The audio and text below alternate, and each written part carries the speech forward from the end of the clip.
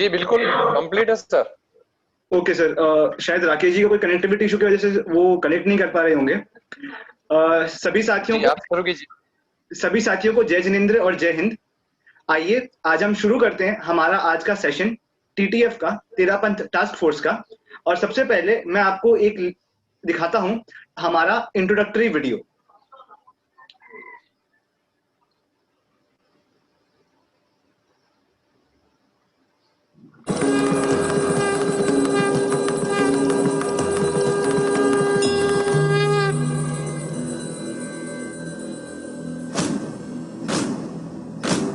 शक्ति मैं हूँ, मैं अनंत ज्ञान मैं हूँ, मैं अनंत चेतना प्रवाह युक्त हूँ। युवा हूँ मैं तो जोश है, सजग हूँ मैं तो होश है, हवाओं की तरह सदा मैं मुक्त हूँ। रगों में संग भक्ति है, गुरु पदानुरक्ति है, मैं तेरा पंथ फौज का सिपाही हूँ।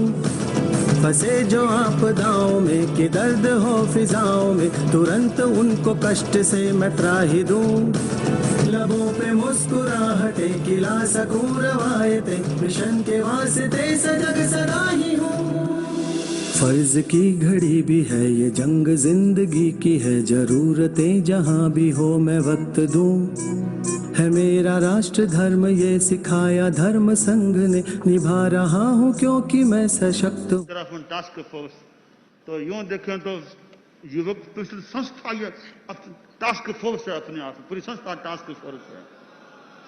क्योंकि अवस्था का भी एक काम करने की अवस्था होती है, जवानी की अवस्था। इस अवस्था में आदमी बढ़िया काम करे, क्योंकि शक्ति है। हमारी शक्ति विध्वंस के लिए नहीं, हमारी शक्ति निर्माण के लिए। मैं विघ्न हर मिटा सकूं, मैं खौफ हर हटा सकूं, मैं अंधकार में दिए की रोशनी। एक आंसू पोंछ दूं, किसी के घाव भर सकूं, खुशी के धन को प्राप्त करके मैं धनी। समय का एक युद्ध है, सजग रहे वो बुद्ध है, विवेक संग हो तो साधना यही। मौत के पलों में मैं हूँ जिंदगी की आश, सांसों दीर्घ रात्रि बाद में प्रभात हूँ। जहाँ भी हो जरूरतें पुकार लेना तुम मुझे, मैं टीटीएफ सदस्य बन के साथ हूँ। अनंत शक्ति मैं हूँ, मैं अनंत ज्ञान मैं हूँ, मैं अनंत चेतना प्रवाह युक्त हूँ। युवा हूँ मैं तो जोश है, सजग हूँ मैं तो होश है, हवाओं की तरह सदा मैं। धन्यवाद जयेश जी।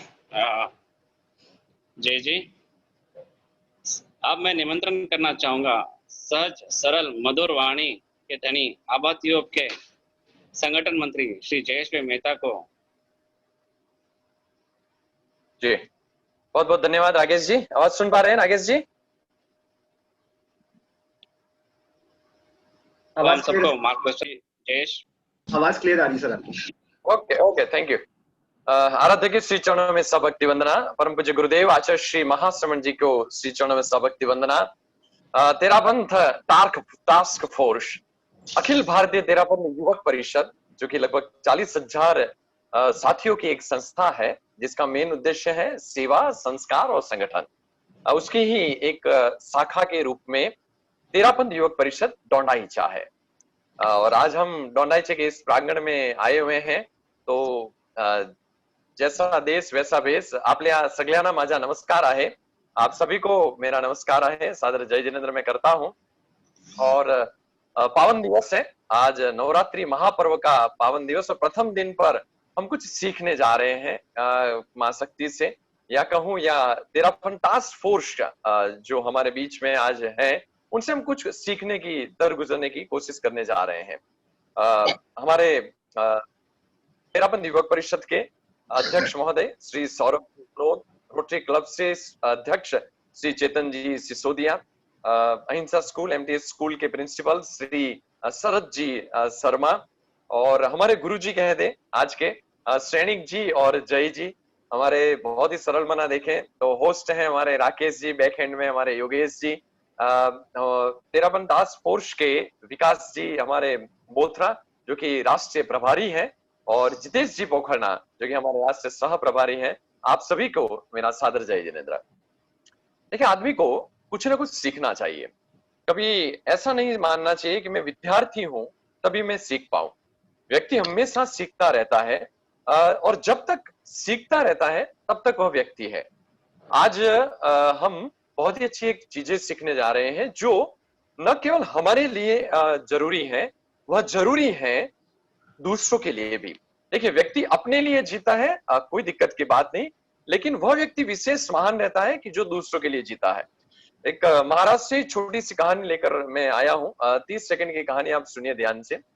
एक व्यक्ति था, उसका कोच था, बहुत स्ट्रिक्ट था, और वह कोच क्रिकेट सिखाता था, और जो बल्लेबाज था वह सीखता भी था, लेकिन कोच इतना स्ट्रिक्ट था कि कभी कभी उसको चांटा भी लगा देता था, मारता भी था। तो एक बार कोच ने बहुत ही तेजी से चांटा लगा दिया। अब वह व्यक्ति जो बल्लेबाज था, कोचिंग सीख रहा था, उसके दोस्त ने कहा, यार ये कोच अच्छा नहीं है, अपन ऐसा करते हैं दूसरा कोच ढूंढ लेते हैं। और वैसा ही किया कि नहीं, कोच तो अच्छा नहीं है, हम तो दूसरा कोच ढूंढ लेंगे। तो उसने दूसरा कोच के लिए ढूंढ भी लिया, ट्रेन में बैठ भी गए, दूसरे कोच के यहाँ पर पहुंच ही गए। जैसे बाहर पहुंचे उसको लगा, नहीं यार, अगर मुझे कोई सिखा सकता है तो वही कोच सिखा सकता है, मैं उसी से सीखूंगा। और उसका हौसला था, उसका बुलंद था, उसका जुनून था। वह व्यक्ति वापिस उसी कोच के पास गया, और वह कोच ने उसको ऐसा क्रिकेट सिखाया। जो बल्लेबाज हम जानते हैं महाराष्ट्र का, श्री सचिन रमेश तेंदुलकर, वह कोच रमाकांत आचरे, और वह बल्लेबाज था सचिन तेंदुलकर। तो कुछ सीखने के लिए हौसला चाहिए, कुछ बुलंद चाहिए, जो आप सभी के अंदर, डोंडाई चाय वासियों के अंदर है। क्योंकि कहते हैं कि डोंडाई चाय की प्रसिद्धि भी है, जिसको कुछ कर गुजरने की चाह है वह डोंडाई चाय है, जिसको आत्मनिर्भर बनने की चाह है वह डोंडाई चाय है। तो महाराष्ट्र से मेरा वैसे लगाव है, और कहना चाहूंगा कि विकास के सागर को पार करने के लिए, विकास के सागर को पार करने के लिए हौसलों के पंख चाहिए। विकास के सागर को पार करने के लिए हौसलों के पंख चाहिए। कागज की कश्ती हो या बुलंद छूती इमारत हो, हौसला तो हमारा बुलंद ही चाहिए। तो ऐसा हौसला आज आप रखें कि हम देश के कुछ काम आए, अपने लिए कुछ काम आ सके। ऐसी चीजें आज हम बहुत ही अच्छी तरह सीखने जा रहे हैं। आप सभी का दिन आज बहुत ही श्रेष्ठ है, बहुत अच्छा है कि हम कुछ न कुछ आज नया सीखने जा रहे हैं। आप सभी को मैं और संपूर्ण 13 पंथ टास्क फोर्स को मैं बधाइयां देता हूं कि आप इतने देश की भक्ति कर रहे हैं, देश की सेवा कर रहे हैं। आप सभी राज्य प्रभारियों की मेरी ओर से बहुत बहुत शुभकामना। ओम अरहम। धन्यवाद। धन्यवाद जयेश भाई। आज हमारे जो साथी अहिंसा इंटरनेशनल स्कूल से जुड़े हैं, उनमें तो जोश ही जोश भरा हुआ है, और आपकी भावनाओं में खरे उतरेंगे ऐसी आशा है। अब मैं निवेदन करना चाहूंगा, बहुमुखी प्रतिभा के धनी, कर्मठ कार्यकर्ता, डोंडाईचा के लायंस क्लब के प्रेसिडेंट भाई श्री चेतन जी सिसोदिया से अपने वक्तव्य के लिए। भाई श्री चेतन जी सिसोदिया। अखिल भारतीय तेरापंथ योग परिषद ने जो आज का टॉपिक रखा है बहुत ही अच्छा है। इसे बहुत ही लोगों का फायदा होगा, सभी लोग इसे शांत तरीके से सुनेंगे, यही मैं कहना चाहता हूँ। Thank you sir. Thank you Chetan भाई। अब मैं बिना किसी भूमिका से मैं आमंत्रित करना चाहूंगा तेरापंथ टास्क फोर्स के अनुभवी कैडेट भाई श्री जयेश जी जय चौरड़िया से अपने सेशन के साथ। भाई जय चौरड़िया।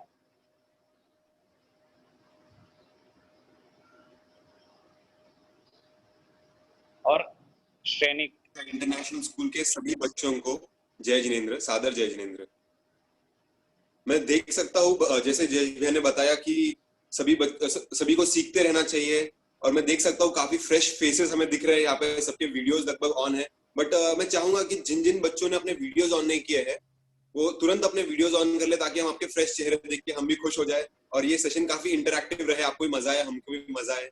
तो मैं चाहूंगा जैसे एक एक करके अभी आप, मैं देख सकता हूँ सभी वीडियोस ऑन कर रहे हैं, स्लाइड शेयरिंग भी अपना शुरू हो गया है, जल्दी सेशन अपन शुरू करने वाले हैं। जिस तरह से आज आपको टेक्निक सिखाने वाले हैं मेडिकल फर्स्ट रिस्पॉन्डर बनने की। आपको 6 सेशंस हम लोग छोटे छोटे देने वाले हैं, 6 चीजों के बारे में हम लोग आपको सिखाने वाले हैं। हमारे दूसरे कैडेट भी हमारे साथ में है जो आपको बाकी का आधा सेशन वो लेने वाले आपका। मैं चाहूंगा जैसे सबके वीडियोस ऑन हो ही चुके हैं लगभग, और भी कोई बचा हो तो जल्दी जल्दी अपने वीडियोस ऑन कर दीजिए। तो चलिए शुरुआत करते हैं। मैं आपको सबसे पहला टॉपिक मैं आपका लेना चाहूंगा। पहला टॉपिक बर्निंग के ऊपर है। बर्निंग के ऊपर मैं आपको बताना चाहूंगा सबसे पहले कि बर्निंग होता क्या है, व्हाट इज बर्निंग। जैसे भी आपकी स्किन जो एक सेंसरी ऑर्गन है, आपके बॉडी का सबसे लॉन्गेस्ट सेंसरी ऑर्गन है, वो किसी भी तरह से अगर किसी थर्मल, केमिकल, इलेक्ट्रिकल रेडिएशन या फिर किसी के भी डायरेक्ट कांटेक्ट में आ जाए, जैसे समझो केमिकल कोई आपकी स्किन पे डायरेक्टली गिर जाए, कांटेक्ट में आ जाए, या इलेक्ट्रिकल वायरिंग किसी तरह का आपकी स्किन के डायरेक्ट कांटेक्ट में आ जाए, और उस तरह के प्रॉब्लम को आप बर्निंग कहते हैं। उसे बर्निंग ये टर्म कहा जाता है, जो कि काफी सिवियर भी हो सकता है। तो इसलिए हमें कैसे उसको रिएक्ट करना है बर्निंग को, सबसे पहले ये आपको हम आज बताना चाहेंगे। सबसे पहले एक एनुअल केसेस के हिसाब से अपन बात करेंगे, कुछ फैक्ट्स की बात करेंगे कि एनुअली 70 लाख केसेस बर्निंग के ऊपर रिपोर्ट होते हैं इंडिया में। इंडिया में ये फैक्ट है कि 70 लाख केसेस एनुअली रिपोर्ट होते हैं। उसमें से 10 लाख के ऊपर जो केसेस है वो मॉडरेटली या सिवियरली बर्न्ड, जो काफी सेकेंड डिग्री या थर्ड डिग्री बर्न के आसपास जो बोल सकते हो, 10 लाख केसेस रिपोर्ट होते हैं। और 1.4 लाख केसेस जो है वो डेथ के रिपोर्ट होते हैं बर्निंग के वजह से एवरी ईयर। ये आश्चर्य की बात है कि 70% ऑफ ऑल द केसेस जो 15 से 35 साल की उम्र में जो वर्किंग प्रोडक्टिव एज ग्रुप है इनके साथ में होता है, और उसमें से मेजॉरिटी वुमेन और चिल्ड्रन होती है। क्योंकि इसका मेजर रीजन यह है कि किचन रिलेटेड, हाउस रिलेटेड जो बर्निंग जो होते हैं उनमें ज्यादा ये पाया जाता है कि उनके वजह से बर्निंग हो जाए, कुछ सिलेंडर का कुछ हो जाए या फिर कुछ गैस का कुछ लीकेज या फिर ऐसा कुछ हो जाए, तो उसके वजह से इंडिया में 70% majority age group 15 to 35 age group ये रिपोर्ट होता है बर्निंग के केसेस के लिए। इसके बाद में हम आपको सबसे पहले ये बताना चाहूंगा कि बर्निंग में बेसिक स्किन टाइप जो आपको मैं समझाना चाहूंगा। अपना स्किन जो है वो 3 लेयर्स में बटा हुआ है। सबसे पहले लेयर को हम एपिडर्मिस, आप सामने चार्ट में देख सकते हो, जो सबसे ऊपर का लेयर होता है स्किन का उसे हम एपिडर्मिस को कहते हैं। उसके नीचे जो अगला लेयर होता है स्किन का उसे डर्मिस नाम दिया जाता है, और जो लास्ट लेयर है हाइपोडर्मिस, तो हाइपोडर्मिस के नाम से उसके नीचे आपका मसल होता है। तो ये स्किन की जो 3 लेयर है, एपिडर्मिस, डर्मिस और हाइपोडर्मिस, ये 3 लेयर्स है स्किन के, जो आप ये समझ लीजिए ताकि हम आगे डिग्री ऑफ बर्न जो है वो कैलकुलेट करने में, वो तरीके हम जो देखने वाले हैं उसमें हमें ये काम आने वाला है। तो डिग्री ऑफ बर्न्स के लिए हम आपको बताना चाहेंगे कि फर्स्ट डिग्री बर्न क्या होता है। अगर आपका फर्स्ट लेयर ऑफ स्किन जो कि एपिडर्मिस है, वो स्किन का लेयर अगर हर्ट हुआ है, वो स्किन का लेयर अगर बर्न हुआ है, वहां पे अगर किसी डायरेक्ट कॉन्टैक्ट में कोई स्किन आया है, तो उसे हम फर्स्ट डिग्री बर्न कहते हैं।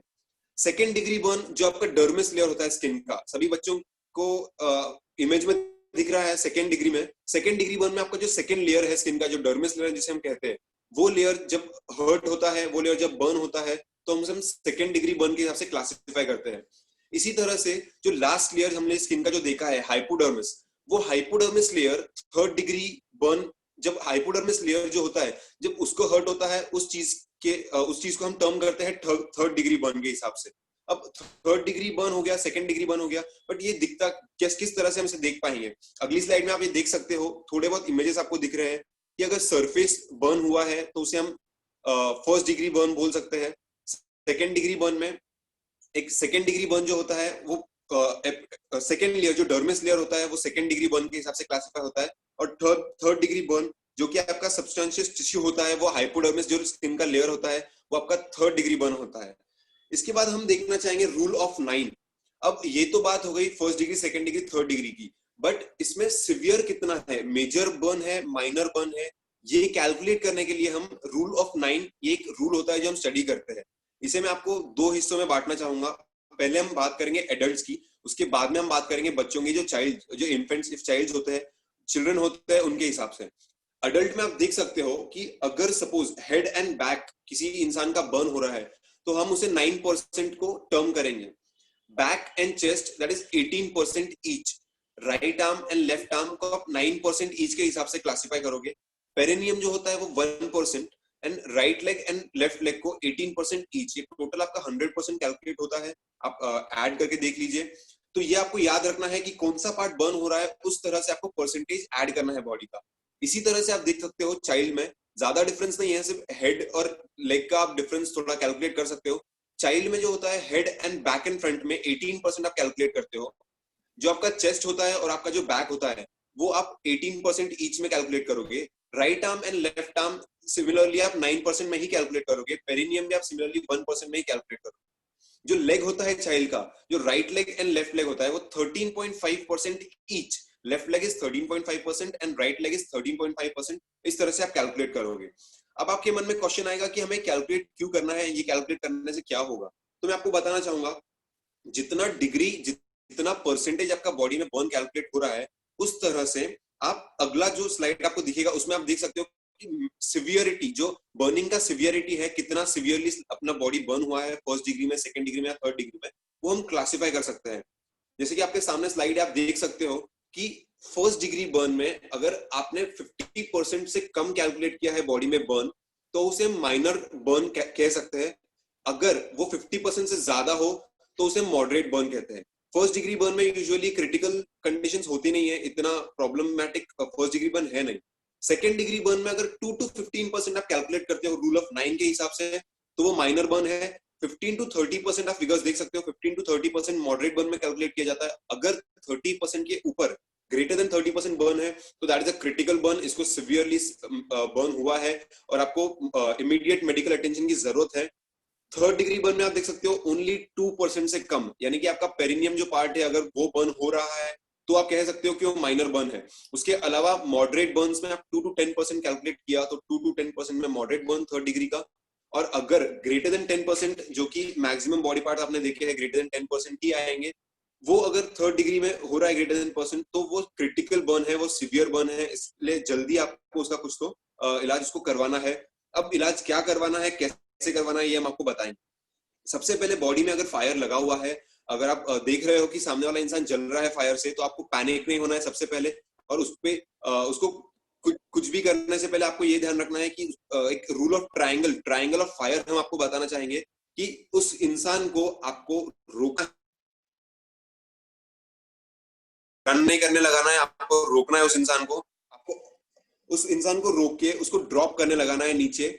जैसे ही वो ड्रॉप होगा उसको आपको रोल करने लगाना है। जगह पे रोल करेगा तो फायर आउट होने के चांसेस ज्यादा बढ़ जाते हैं, ना कि आप इधर उधर अगर आप भागते रहोगे, करते रहोगे पैनिक होके, तो ये सिवियर हो सकता है। तो ये रूल ऑफ ट्रायंगल जो है, ट्रायंगल ऑफ फायर, ये आपको याद रखना है। Stop, drop and roll. आप दूसरे इंसान को भी देख रहे हो या आपके खुद के साथ भी ये हो रहा है, तो आपको ये याद रखना है कि आपको पहले स्टॉप करना है, उसके बाद में जमीन पे ड्रॉप करना है और आपको रोल करना है। इससे क्या होगा कि आपका फायर जल्दी से जल्दी बर्न आउट हो जाएगा और उसमें सिवियर आपको डैमेजेस नहीं होंगे। अब इसके बाद में मैं आपको बताना चाहूंगा कि क्या करना है। आप जैसे ही मैं आपको एक पोल क्वेश्चन पूछना चाहूंगा, जैसे आपके स्क्रीन पे आया होगा कि what should be applied in case of Burns. जैसे ही बॉडी पे कोई बर्न हुआ है तो क्या अप्लाई करना है, आइस, कूल रनिंग वाटर या कोल्ड वाटर। पोल्स के आंसर आप वोट कर सकते हो। जल्दी जल्दी आपके चैट बॉक्स में आप टाइप कीजिए, क्या लगता है आपको।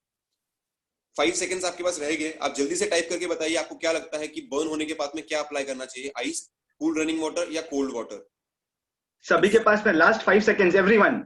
5 4 3 2 1। Okay, we end the poll here. Poll आपका एंड हो चुका है। देख सकता हूं काफी बच्चों ने आंसर सही भी दिया है। आइस, जिन लोगों ने 27.7% लोगों ने आइस बोला है, बाकी 52% लोगों ने कूल रनिंग वाटर बोला है एंड 25% बच्चों ने कोल्ड वाटर बोला है। बढ़िया आंसर आया आप तरफ से, cool running water of course सही बात है। रनिंग टैप वाटर में हमको इसको वॉश करना होता है, कूल वाटर या फिर आइस कभी भी इस पे अप्लाई नहीं करना है।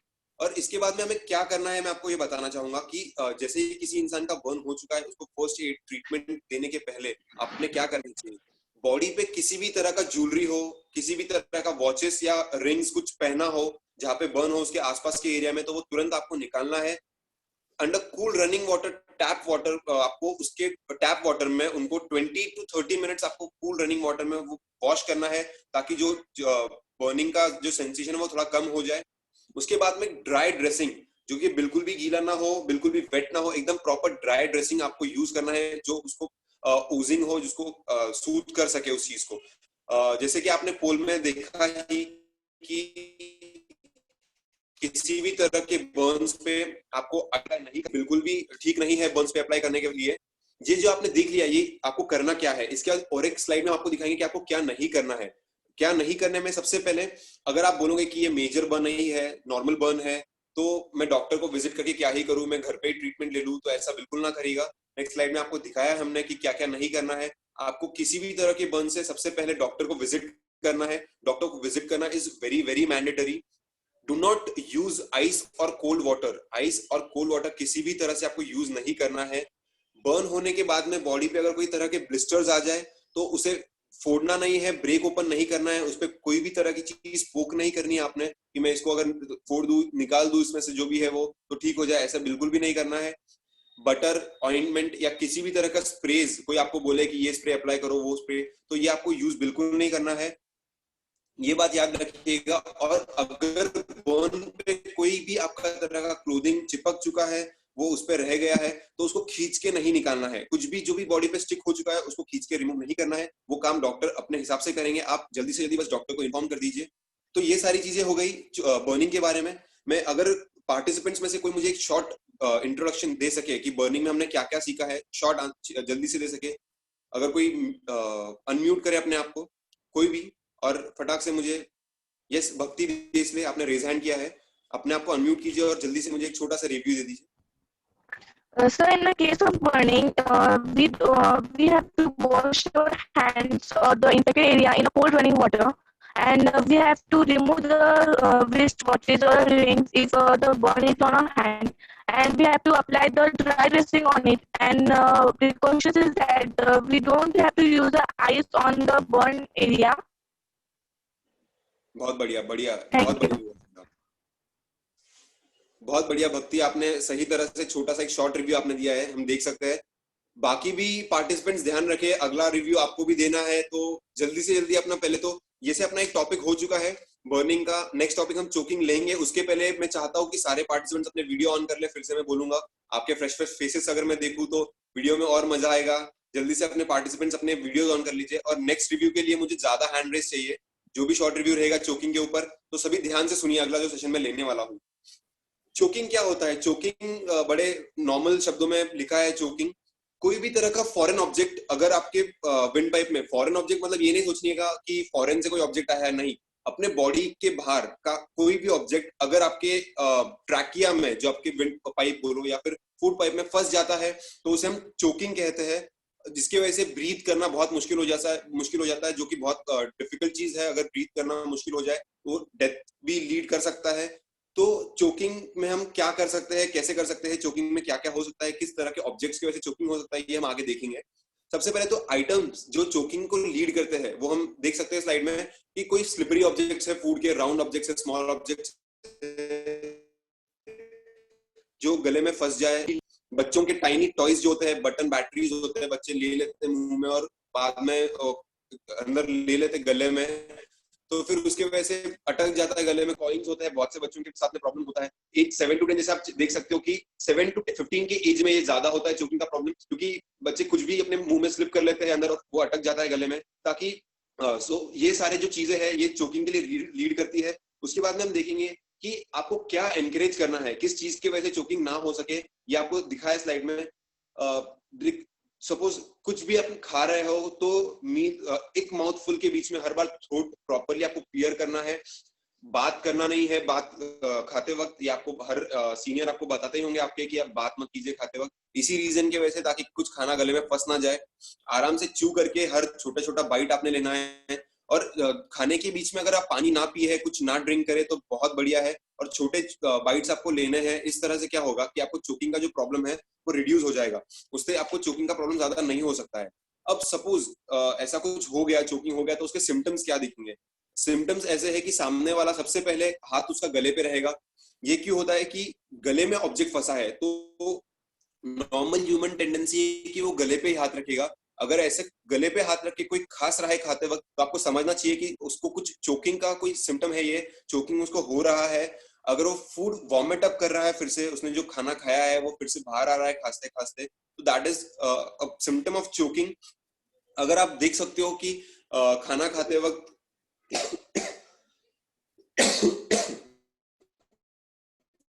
एक्सक्यूज मी, खाना खाते हुए सॉफ्ट हो चुका है, वो एकदम कीड़े स्टाइलिश हो गया, तो इसका मतलब है कि कुछ गले में अटक गया है, उसको अगर च्यू करने में डिफिकल्टी हो रही है, ये सब जो चीजें हैं, उसको ब्रीथ करने में प्रॉब्लम हो रही है, ये सब जो चीजें हैं ये चोकिंग का सिम्टम दिखाती है।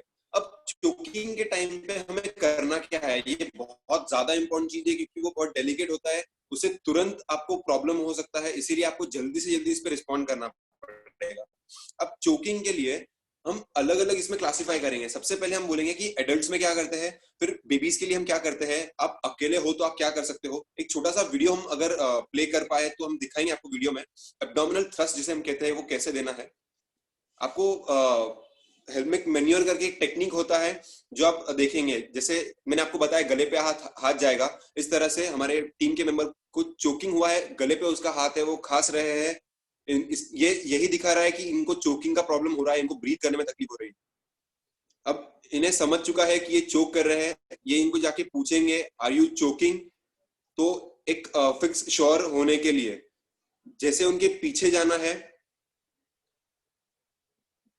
उनके दोनों पैर के बीच में हमें अपना पैर एक रखना है, जैसे आप वीडियो में देख सकते हो, उनकी बॉडी को आपके बॉडी पे उनको ले करना है और उनके हाथ रिलीज करने हैं। हाथ रिलीज करने से उनको आगे ढकेल के बैक ब्लोज आपको देने हैं। 5 बड़े बैक ब्लोज आपने अगर दिए, 1 2 ऐसे करके 5 ब्लोज देने पर हो सकता है कि जो ऑब्जेक्ट आपके गले में, फॉरेन ऑब्जेक्ट आपके गले में फंसा है, वो बाहर आ जाए। इससे बहुत सी पॉसिबिलिटी है कि इसी टेक्निक से बाहर आ जाए। अगर ऐसा नहीं है तो आपको देखना है फिर से, अगर वो हो रहा है तो ठीक है, या फिर आपको दूसरा एक टेक्निक है वो हम आपको वीडियो के तरीके से दिखाना चाहेंगे। दोनों पैर के बीच में हमें अपना पैर रखना है पीछे आके उनके, और उनकी बॉडी अपने बॉडी पे हमें ले करनी है।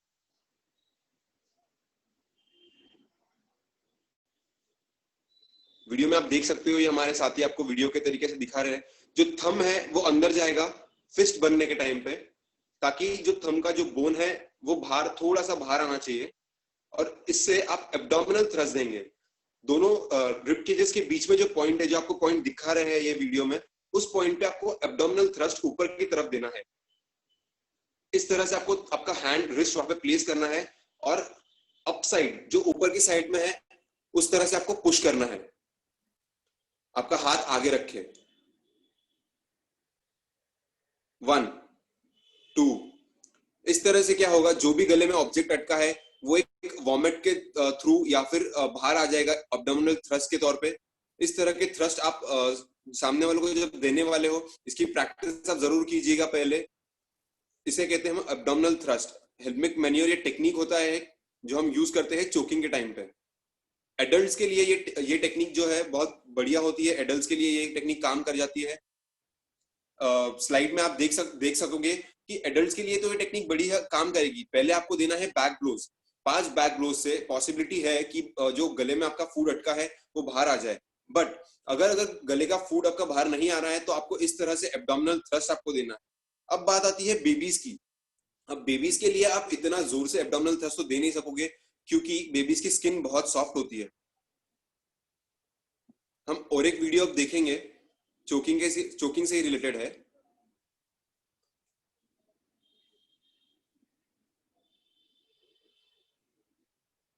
हमारे एबीटीआईपी के मेंबर्स, टीटीएफ के मेंबर्स, जो बेबीज है उनके लिए आप देख सकते हो कि बेबीज का स्किन बहुत सॉफ्ट होता है, तो आपको उनको किस तरह टैकल करना है वो आपको अभी वीडियो में देखेंगे।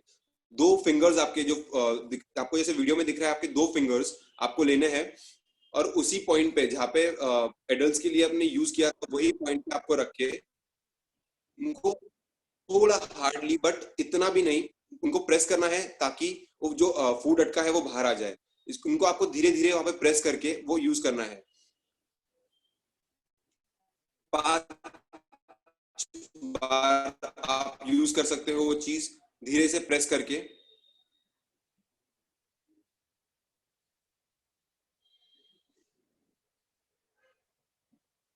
इससे आपका काम हो ही जाएगा। बट अगर नहीं हो तो बेबीज को भी बैक ब्लोज हम देख सकते हैं।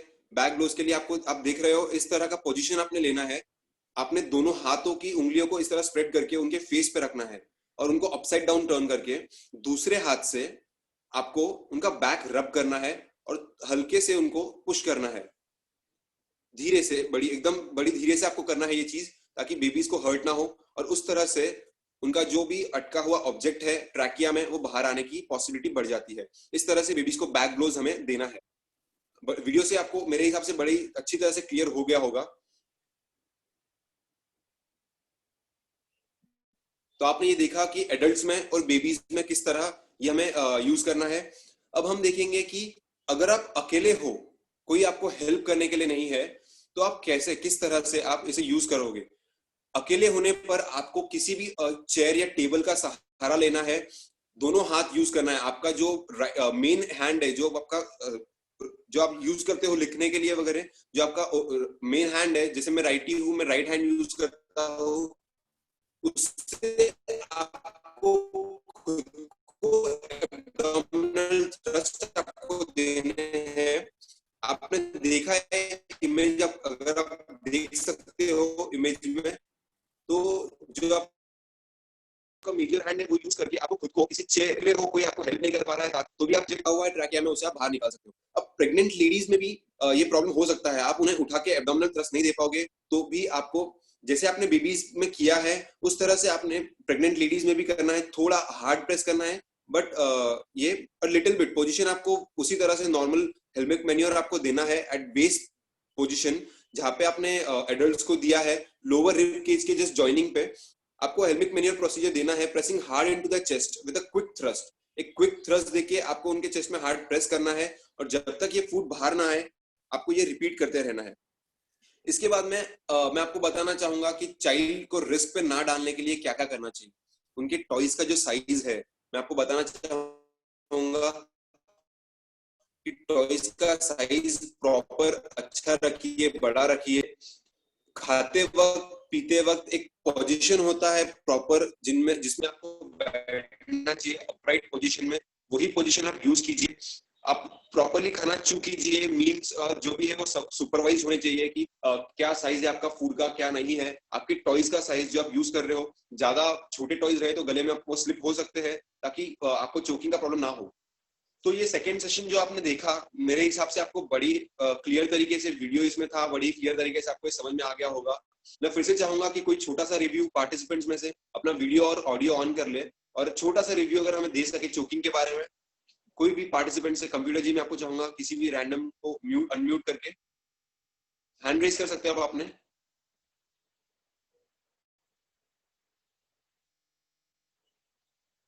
पार्टिसिपेंट में से बहुत लोगों ने भी कैमरा अभी तक ऑन नहीं किया है, मैं चाहूंगा सभी ने कैमरा अपने ऑन करने हैं। 2 हैंड रेज आ चुके हैं हमें।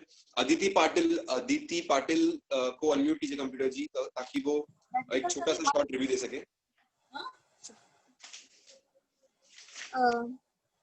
Choking is caused because of anything. If any foreign object is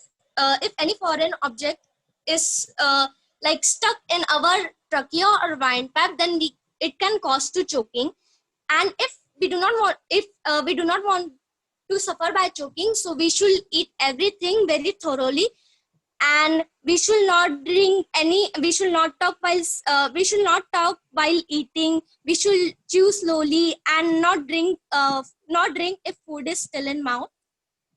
Now if anyone has symptoms, so he will cough or no food or drink, he will have a very soft voice, and it will become very difficult for him to chew.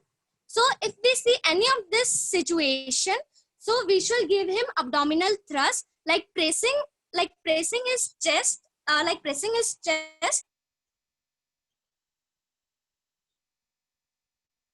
Yes, Aditi, आप सही बोल रहे हो। And for babies, we cannot do abdominal thrust. That's why we should press their back slowly, and it is same for pregnant women and old. बहुत बढ़िया अदिति, आपने सभी सही, आपने छोटा सा रिव्यू जो दिया था वो बहुत बढ़िया दिया है। बट चोकिंग एक चीज याद रखनी है, चेस्ट को प्रेस करना नहीं है। चेस्ट का जो पॉइंट है, जो दोनों रिब की जिसका एंड है आपका, जो जॉइनिंग है आप देख सकते हो, ये जो पॉइंट है आपको उस तरह से वो पॉइंट लोकेट करके प्रॉपर्ली एब्डोमिनल थ्रस्ट देना है ताकि वो चोकिंग का प्रॉब्लम आप डील कर सको। इसके बाद में जो थर्ड सेशन हमारा है वो थर्ड सेशन है स्नेक बाइट का। अब स्नेक बाइट नाम से ही आपको समझ रहा है क्या है, सांप काटने की वजह से जो प्रॉब्लम हो सकता है वो हमें स्नेक बाइट उसे बोलते हैं। इसमें जो फैक्ट्स मैं आपको दिखाना चाहूंगा उसका एक प्रॉपर रीजन है, तो ध्यान से सुनिएगा बच्चों, सभी ध्यान से सुनिएगा कि world wide globally 5.4 million cases, 5.4 million snake bite cases register होते हैं। उसमें से 2.8 मिलियन एवरी ईयर इंडिया में होते हैं। इंडिया में ग्रीनरी ज्यादा है, फार्मिंग ज्यादा है, इसीलिए शायद स्नेक्स का ज्यादा केसेस रजिस्टर होता है। अब इसमें से 1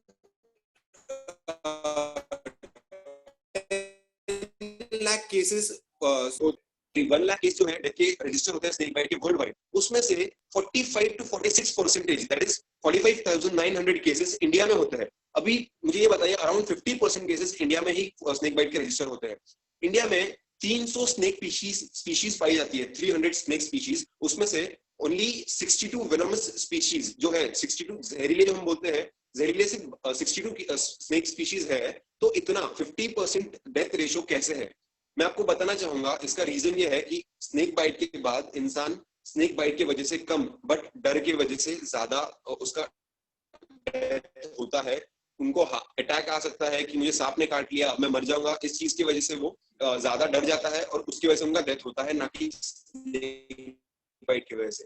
तो हमें याद रखना है कि सबसे पहले मैं आपको बताना चाहूंगा कि स्नेक पॉइजनस है या नॉन पॉइजनस है, इस चीज को हम कैसे पहचाने।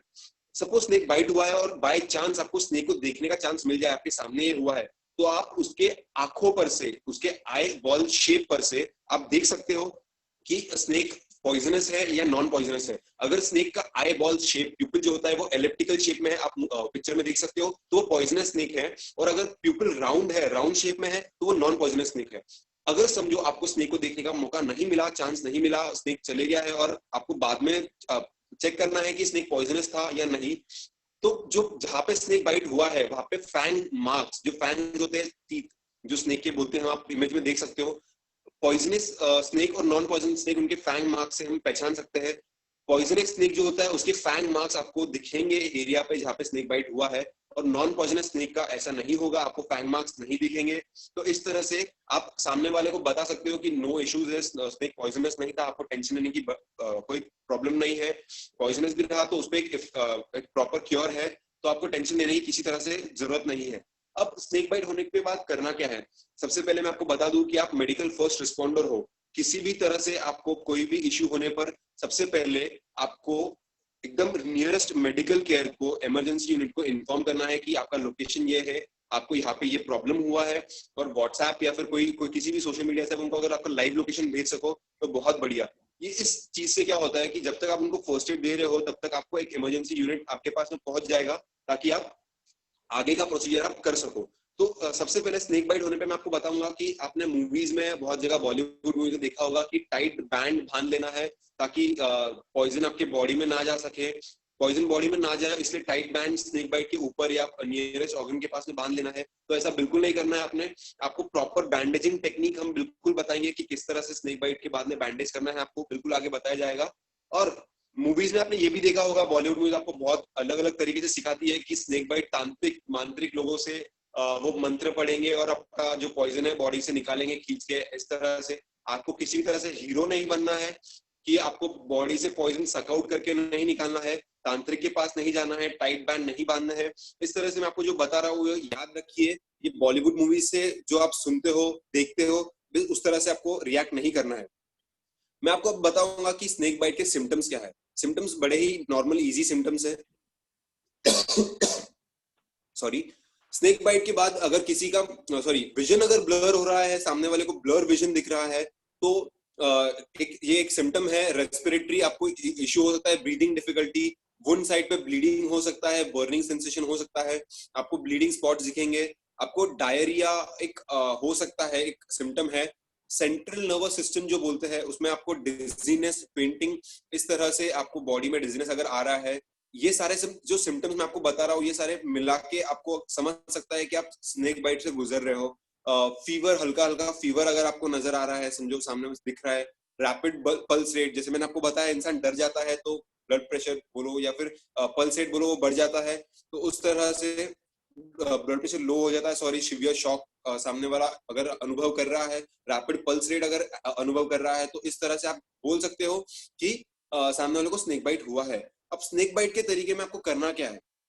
सबसे पहले तो आपको मैंने जैसे बताया कि आपको एक इमरजेंसी यूनिट को जल्द से जल्द कांटेक्ट करना है कि ऐसे ऐसे एरिया में ये प्रॉब्लम हो चुका है, हमें ये मेडिकल ट्रीटमेंट जल्दी से जल्दी हमें चाहिए है। ये आपका हर केस में, मैं आपको पहले 2 सेशन में नहीं बताया हूँ, उसके लिए कामना करता हूँ कि आपको हर केस में सबसे पहले मेडिकल इमरजेंसी यूनिट को इन्फॉर्म करना है कि ये लोकेशन है आपका, हम आपको लोकेशन दे रहे हैं, ये लोकेशन पे आप जल्दी पहुंचिए और हमको ये ट्रीटमेंट हम दे रहे हैं और हमको आगे का ये ट्रीटमेंट चाहिए है, ताकि मेडिकल ट्रीटमेंट के लिए आगे की यूनिट आपके पास जल्दी पहुंच जाए। उसके बाद में जिसे भी स्नेक बाइट हुआ है उसे कंफर्टेबल फील करवाइए, उसे प्रॉपर एरिया में रखिए, अच्छी से साफ एरिया और कंफर्टेबल फील करवाइए कि कुछ नहीं कुछ होना है, उसे इजीली रखिए। और जिस तरह से आप इमेज में देख सकते हो, पैर को ऊपर किया है। उसके बाद में आपको एक मेडिकल किट, जो स्नेक किट होता है, वो अगर आपको आसपास कहीं मिल जाए, पॉसिबल है तो बहुत बढ़िया, वो स्नेक किट आपको लाना है। स्नेक किट लाने के बाद में जो भी स्नेक बाइट का वुंड है उसको आपको कंटिन्यूअसली टैप वाटर में वॉश करना है, सोप वाटर से वॉश करना है, ताकि किसी भी तरह का इन्फेक्शन जो स्नेक फैंग मार्क का हो या फिर आपके हाथ जर्म्स, किसी भी तरह का वुंड साइड पे इन्फेक्शन ना हो स्नेक बाइट का, इसलिए आपको कंटिन्यूअसली वॉश करना है वो साइड को। 10 से 15 मिनट 20 मिनट तक वो साइड वॉश होने के बाद में आपको वहां से जो पॉइजन है, ब्लड है, वो सक आउट करना है। तो जैसे मैंने आपको बताया, आपको किसी तरह का हीरो नहीं बनना है, आपके माउथ से वो सक आउट नहीं करना है। स्नेक किट में आपको सिरिंज मिलेगा, सकिंग सिरिंज मिलेगा, वो आपको स्किन पे, आप जैसे देख सकते हो स्लाइड में, स्किन पे रख के उसको आपको सक आउट करना है, ताकि उससे जो एरिया का ब्लड है, जो पॉइजन है, वो बाहर आ जाए। इस तरह से आप स्नेक बाइट से हुआ पॉइजन जो भी है आप बाहर से निकाल सकते हो। अगर सपोज आपके पास में ये सिरिंज ना भी हो तो आप नॉर्मल सादे सिरिंज से भी आप ये सक आउट कर सकते हो, उसका नीडल निकाल के आप नॉर्मली उसको सक कर सकते हो ब्लड को। तो इस तरह से आपको ये देखना है कि स्नेक किट मिल जाए आपको। अगर नहीं पॉसिबल है तो नॉर्मल इंजेक्शन भी आपका काम कर सकता है। अब इसके बाद में मैंने आपको जैसे पीछे बताया, आपको मैं बताना चाहूंगा कि बैंडेज किस तरह करते हैं। आप इमेज में देख पा रहे हो फैंग मार्क्स, एंकल के पास में स्नेक बाइट हुआ है, तो इस तरह से आपको बैंडेज करना है। आपको पूरा फुट उन्होंने बैंडेज किया है, इस तरह से आपको टाइटली जो इन्फेक्टेड विक्टिम है उनको आराम से बैठा के उनको बैंडेज करना है। पूरे फैंग मार्क के अगले एरिया को और पिछले एरिया को उन्होंने कवर किया है, इस तरह से बैंडेज करना है, ना कि किसी भी एरिया में टाइट बैंडेज बांध दे और ये सोचे आपकी ब्लड ना फ्लो हो। इस तरह से आपको कुछ भी नहीं करना है। तो आई होप आपको स्नेक बाइट भी ठीक से समझ आ गया होगा। फिर से मैं स्नेक बाइट के लिए बोलना चाहूंगा किसी एक पार्टिसिपेंट को कि आके मुझे छोटा सा एक स्मॉल सा रिव्यू दे दे। हर्ष जैन ने हैंड रेज किया था अभी। कंप्यूटर जी से मैं चाहूंगा हर्ष जैन को अनम्यूट करें। हर्ष जैन, फटाफट आप अगर मुझे रिव्यू दे सके। श्रेणी जी शायद हर्ष अवेलेबल नहीं है, बाकी सब में से आप किसी एक जन को चूज कर लें। श्योर, मैं चाहूंगा निहार माहिरे करके है, उन्हें आप अनम्यूट कर दीजिए। निहार जी, अगर आप मुझे छोटा सा स्नेक बाइट का रिव्यू दे पाए। Nihar ji. Good evening sir. बोलिए। यस सर, आप मुझे छोटा सा रिव्यू दे सकते हो स्नेक बाइट में?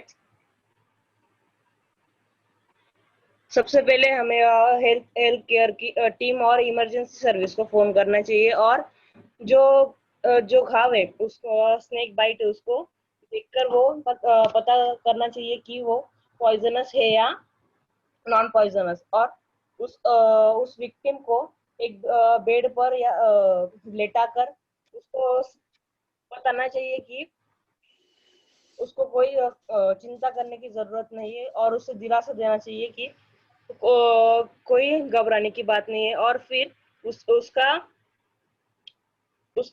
स्नेक विक्टिम के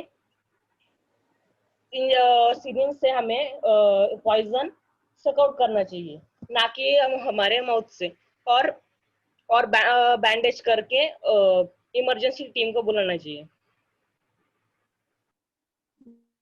बहुत ही बढ़िया निहार जी, आपने सारे पॉइंट्स लगभग सारे कवर कर ही लिए हैं। स्नेक नॉन पॉइजनस है, पॉइजनस ये आपने कवर किया है, टाइप को कॉल करना ये आपने बता दिया है।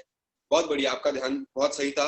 मैं चाहूंगा, फिर से बोलना चाहूंगा कि सभी पार्टिसिपेंट्स अपने वीडियो ऑन कर ले। अगले सेशंस के लिए हमारे जय भैया आने वाला है, बहुत बढ़िया आपको मजा आने वाला है अगले 3 सेशंस में भी। आई होप ये 3 जो मैंने सेशंस लिए हैं, 3 जो छोटे छोटे टॉपिक्स लिए, आपको सारी चीजें क्लियर है। आपके स्क्रीन पे चैट बॉक्स में एक व्हाट्सएप नंबर रहेगा, किसी भी तरह का आपको डाउट हो, कुछ भी क्वेश्चंस आपके मन में आए, आप हमको उस नंबर पे व्हाट्सएप करें, हमारी टीम आपको जल्द से जल्द आंसर करने की कोशिश करेगा। अगले 3 छोटे छोटे सेशंस के लिए मैं जय भैया को बुलाना चाहूंगा। जय भैया, up to you. Thank you so much Shrenik, आपको मेरी वॉइस क्लियर आ रही है? यस भैया, एकदम परफेक्ट। चलिए, thank you so much, thank you for the brilliant sessions as of now. चलिए अब हम आगे बढ़ते हैं, एंड अब मैं रिक्वेस्ट करूंगा कोई भी स्टूडेंट जो क्लास 4, 5, 6 से हमारे साथ में जुड़े हुए हैं, क्लास 4, 5, 6 से कोई भी एक स्टूडेंट अगर आपका हैंड रेज करे पार्टिसिपेट करने के लिए, हम लोग एक बहुत ही छोटी एक्टिविटी के साथ में आगे बढ़ेंगे। एंड उस एक्टिविटी से पहले मैं सभी से रिक्वेस्ट करूंगा, प्लीज अपने अपने कैमराज ऑन कर लीजिए। एवरीवन अगेन आई रिक्वेस्ट, अपने अपने कैमराज ऑन कर लीजिए जिन्होंने किए नहीं है। And any student from class 4, 5, 6 please raise your hand so that we can have an interactive session and we can participate together in the session. Anyone from class 4, 5, 6? It's a very small activity. Okay, Harsh Jain has raised his hand. Okay, Krupa Jain has also raised her hand. Krupa ji, please अपने आप को unmute कीजिए। Okay कृपा जी, आपको करना क्या है कि आपको 60 से लेकर 1 तक रिवर्स काउंट करना है। ओके, 60 से लेकर 1 तक आपको रिवर्स काउंट करना है। एंड तब तक हम लोग को क्या करना है, मैं बाकी सबको बता देता हूँ। तब तक हम लोग अपना कोई भी एक हाथ, दोनों में से कोई भी एक हाथ को स्ट्रेट ऊपर रखेंगे, स्ट्रेट ऊपर। ओके कृपा जी, you can start counting. 60, 59, 58, 57, 56, 55, 54, 53, 52, 51, 50, 49, 48, 47, 46, 45, 44, 43, 42, 41, 49, 30, 29, 28, 27, 26, 25, 24, 23, 22, 21, 20, 19, 18, 17, 16, 15, 14, 13, 12, 11, 10, 9, 8, 7, 6, 5, 4, 3, 2, 1. Okay, thank you so much कृपा, दैट वाज नाइस काउंटिंग। अब हम लोग करना ये है कि हम लोग को अपना दोनों हाथ जो था उसको, जिसको हमने ऊपर किया था, उसको नीचे लेके आएंगे। एंड हम लोग अपना जो दोनों हाथ हैं, दोनों पाम्स के कलर को कंपेयर करेंगे। We will compare both our palm colours. Okay, तो आप लोग एक चीज नोटिस करेंगे कि जो हाथ हमारा ऊपर था, उस हाथ का जो कलर है, उसका पाम का जो कलर है, वो थोड़ा सा पेल हो गया है, वो येलोइश हो गया है। बल्कि दूसरा जो हैंड है उसका कलर नॉर्मल है, रेड ही है। इसका रीजन बता सकता है कोई मेरे को कि इसका रीजन क्या है? कि हमारा जो हाथ जब ऊपर था तो वो पेल येलो कलर का हो गया, और जब हमारा जो हाथ हमारा नीचे था वो रेड कलर का ही है। एनीवन? भक्ति जी, यस, प्लीज टेल मी, हमारा जो हाथ ऊपर किया हुआ था उसका कलर चेंज क्यों हो गया? सर क्योंकि जो हमारा जो हैंड में जो ऊपर क्या था तो वो बहुत हाई था और वहाँ पर ब्लड सर्कुलेशन ठीक से नहीं हो पाया, वहाँ पे लैक ऑफ ब्लड था, इसकी वजह से वो पेल हो गया। थैंक यू सो मच भक्ति, that was right answer I was looking forward for. हमें बहुत जनों ने ग्रुप में भी व्हाट्सएप कर रहे हैं, चैट बॉक्स में व्हाट्सएप हमें चैट बॉक्स में भी मैसेज कर रहे हैं कि इसका रीजन ये है कि वहां पे हमारा ब्लड सर्कुलेशन प्रॉपर्ली नहीं हो पाया था। ओके, ये एक्टिविटी बहुत ही छोटी एक्टिविटी थी, बट हम आपको बताएंगे कि अगर आपको ब्लीडिंग हो रही है तब आप अपने आप को किस प्रकार से हैंडल करेंगे एंड किस प्रकार से ये एक्टिविटी आपको ब्लीडिंग रोकने में सहायक होगी। ओके, चलिए अब हम आगे बढ़ते हैं एंड मैं आपको बताता हूं कि जब ब्लीडिंग होती है तो सबसे पहला हमारा एक पोल क्वेश्चन हम लेंगे कि अगर आपके बॉडी के अंदर में एवरेज पे कितना ब्लड होता है, on an average how much blood does an average human body contains? I will request everyone to answer. First option is 5 liters, second option is 10 liters, and third option is 15 liters. So everyone, I request everyone to answer this question. 5 liter, 10 liter or 15 liter? What is it? Okay, I'm receiving the responses. I'll request everyone from the school management, school teachers, principal, if he has joined. Yeah, he was actually joined. He was participating with us in the activity. And उसके अलावा भी और भी जो जन हमारे साथ में जुड़े हुए हैं ABT YP से, जिन्होंने ये सेशन लिया नहीं है हम लोग के साथ में, आप लोग प्लीज चैट बॉक्स में आंसर नहीं करें, और ये जो ऑप्शन दिया गया आपको वहां पे आंसर करना है सभी को, फास्ट। एंड इसके बाद में मैं आपको ब्लड के बारे में एक अच्छा फैक्ट भी बताने वाला हूँ। ओके, चलिए last 5 seconds everyone. 5, 4, 3, 2 and 1, and we end our polling here and I will share the results.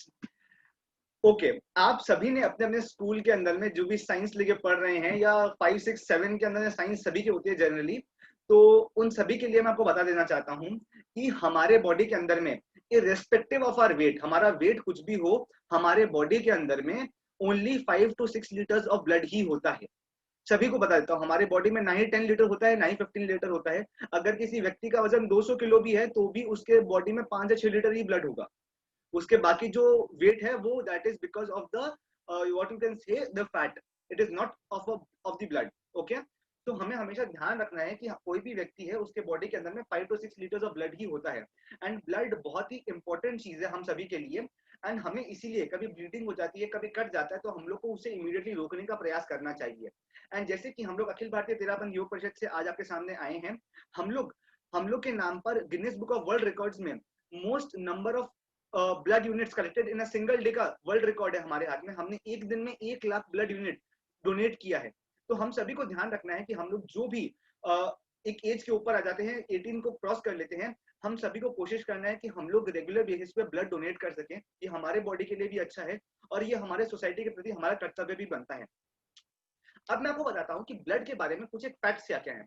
Blood का मेजर काम क्या है? जो हार्ट हमारा ऑक्सीजन अब्सॉर्ब करता है उसको डिफरेंट बॉडी पार्ट्स तक लेके जाना, एंड डिफरेंट बॉडी पार्ट से कार्बन डाइऑक्साइड जो है वो उसको वापस हार्ट को लाके देना ताकि वो उसको एक्सहेल कर सके।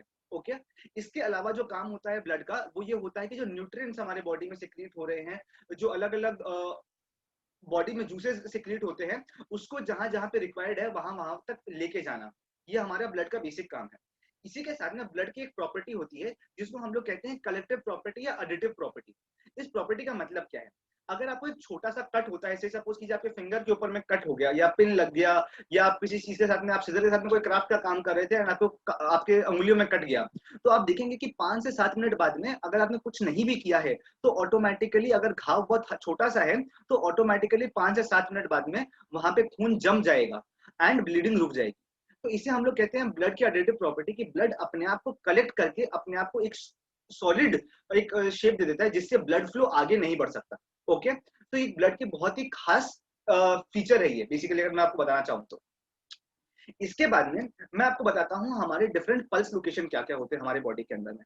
पल्स लोकेशन जानना क्यों जरूरी है हमको, मैं आपको ये बताता हूँ कि जैसे हमारे बिल्डिंग्स के अंदर में, हम जिस भी कॉम्प्लेक्स में रहते हैं, हम जिस भी बिल्डिंग में रहते हैं, उसके छत के ऊपर में हमारी पानी की टंकियां होती है। तो जो पानी की टंकियों के अंदर में जो पूरे बिल्डिंग का 1 या 2 मेन पाइपलाइन होता है, मेन लाइन होता है, एंड वहां से छोटे छोटे लाइंस हम सभी के घरों के अंदर में आते हैं पानी सप्लाई करने के लिए। वैसे ही हमारे बॉडी का भी सिस्टम वर्क करता है। हमारे बॉडी के अंदर में कुछ इंपॉर्टेंट, कुछ बड़ी वेन्स या आर्टरीज है जिससे हमारा जो पूरे बॉडी का ब्लड सप्लाई है वो कंट्रोल होता है। एंड उसके बाद में हमारे बॉडी में छोटे छोटे बहुत सारे वेन्स और नर्व्स होते हैं जिससे वो ब्लड सप्लाई हर एक पार्ट तक, हर एक ऑर्गन तक पहुंच पाता है। ओके, सो हम लोग को पल्स लोकेशन जानना क्यों जरूरी है वो मैं आपको थोड़ी देर बाद में बताऊंगा। उससे पहले मैं आपको डिफरेंट पल्स लोकेशन के बारे में बताता हूँ। सबसे पहला पल्स लोकेशन होता है हमारा कैरोटिड पल्स। कैरोटिड पल्स हमारा जो चिन होता है, राइट यहाँ पे चिन बोन, चीक बोन जिसको हम कहते हैं, एग्जैक्टली इस पोजीशन के नीचे वाले पोजीशन पे होता है। अगर आप अपने आप को 2 उंगलियों को इस प्रकार से इस जगह पे लगाएंगी और या लगाएंगे सभी जन, तो आप लोग को वहां पे 1 मिनट के अंदर अंदर में आपको वहां पे पल्स सुनाई देने लगेगा। ये आपको फील होगा, लब डब लब डब लब डब। इसी के बाद में हमारा जो सेकंड पल्स लोकेशन होता है वो होता है हमारा ब्रेशियल पल्स। ओके, जिस किसी की भी थोड़ी सी लीन बॉडी है, थोड़ा सा स्लिम फिगर है, वो लोग अगर अपने बाइसेप को टाइट करेंगे तो आपको वहां पे एक ग्रीन वेन गुजरती हुई दिखेगी, एक ग्रीनिश वेन आपको दिखाई देगी ऑटोमेटिकली। और अगर अपना हैंड को स्ट्रेट भी करते हैं, एग्जैक्ट एकदम स्ट्रेट करते हैं, तो जहां पे आपका हैंड ज्वाइन हो रहा होता है वहां पे भी आपको ये वेन दिखाई दे सकती है। ये हल्की सी ग्रीनिश रेडिश कलर की वेन होती है, जिसका स्किन क्लियर है वो आपको आराम से दिखाई देगा। ओके, वहां पे उभार भी रहता है बेसिकली, तो उसको हम लोग कहते हैं ब्रेशियल पल्स। ब्रेशियल पल्स आगे जाके 2 वेन्स में डिफ्लेक्ट हो जाती है, दो वेन्स में डिवाइड हो जाती है। पहला उसे हम कहते हैं रेडियल पल्स कहते हैं बेसिकली, जिसे हम लोग को डॉक्टर्स बहुत कॉमनली यूज करते हैं। इस पॉइंट को, रिस्ट के अंदर में जो पॉइंट होता है हमारा, इसे हम रेडियल पल्स कहते हैं, एंड डॉक्टर्स बहुत कॉमनली यूज करते हैं हमारा पल्स को चेक करने के लिए। इसके बाद में आता है हमारा फेमोरल पल्स। फेमोरल पल्स होता है हमारा इनर थाइस के अंदर में। तो ये डिफरेंट पल्स लोकेशन है, इन सभी का काम क्या है और इस सभी को हम लोग ब्लीडिंग के अंदर में अपनी सहायता के लिए किस प्रकार से यूज कर सकते हैं वो मैं आज आपको बताऊंगा। तो सबसे पहले जब किसी को ब्लीडिंग हो रही होती है तो हमें क्या करना है? सबसे पहले जैसे कि हमें श्रेणी भैया ने बताया कि हमें सबसे पहले मेडिकल इमरजेंसी को कॉल करना है एंड उनको बोलना है कि सर यहाँ पे ये इंसिडेंट हो गया है, से सपोज कीजिए किसी को लग गया है या किसी को गिर गया है, कोई कट गया है एंड हमें आपकी इमीडिएट सहायता की आवश्यकता है। ये हम उनको इन्फॉर्म करेंगे, उन्हें अपना लाइव लोकेशन भेजेंगे, अपना कॉन्टैक्ट नंबर, कॉन्टैक्ट नेम बताएंगे एंड वो हमारे लिए रवाना हो जाएंगे। तब तक हम क्या करें, जब तक डॉक्टर हमारे पास में पहुंच रहे हैं तब तक हम लोगों को क्या करना है, तब तक हमें ये करना है, जैसे कि आप देख पा रहे हैं राइट वाले पिक्चर के अंदर में कि हमारे कैडेट जो एक ब्लीडिंग व्यक्ति की मदद कर रहे हैं उसकी मदद किस प्रकार से कर रहे हैं। सबसे पहले उन्होंने अपने हाथ में ग्लव्स पहना है।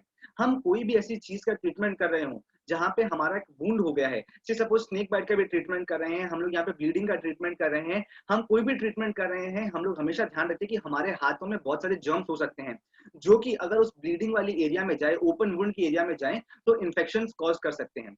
तो हमें हमेशा अपने हाथों को धो लेना है एंड अगर ग्लव्स अवेलेबल हो तो ग्लव्स के साथ ही काम करना है, नहीं तो एक सूखा कपड़ा लगा के उसके बाद ही उसको यूज करें। ओके, हम लोग को सबसे पहले क्या करना है, जैसे कि आप देख पा रहे हैं पिक्चर के अंदर में, जो कि मैंने आपको एक्टिविटी कराई थी कि अपने हाथ ऊपर कर लिए थे तो हमारे पाम्स के अंदर में हमारा ब्लड फ्लो नहीं हो पा रहा था, राइट। वैसे ही उन्होंने ये इस काम में किया है क्योंकि उनके रिस्ट के जस्ट अबव वाले पार्ट में ब्लीडिंग हो रही है, तो उन्होंने हाथ को हार्ट लेवल से ऊपर कर दिया है ताकि ब्लड फ्लो वहां तक पहुंचे ही नहीं। इसके बाद में उन्होंने क्या किया है, अपने फिंगर से वो जो ओपन वुंड था उसको दबाने का प्रयास किया है, उसको दबा के रखने का कोशिश किया है।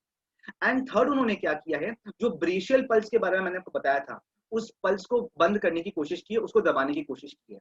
जैसे कि अगर हमारे बिल्डिंग के अंदर में, आपके घर के अंदर में कोई पाइपलाइन फट जाता है पानी का, तो आप लोग क्या बोलते हैं, इमीडिएटली वाल्व बंद कर दीजिए हमारे घर का।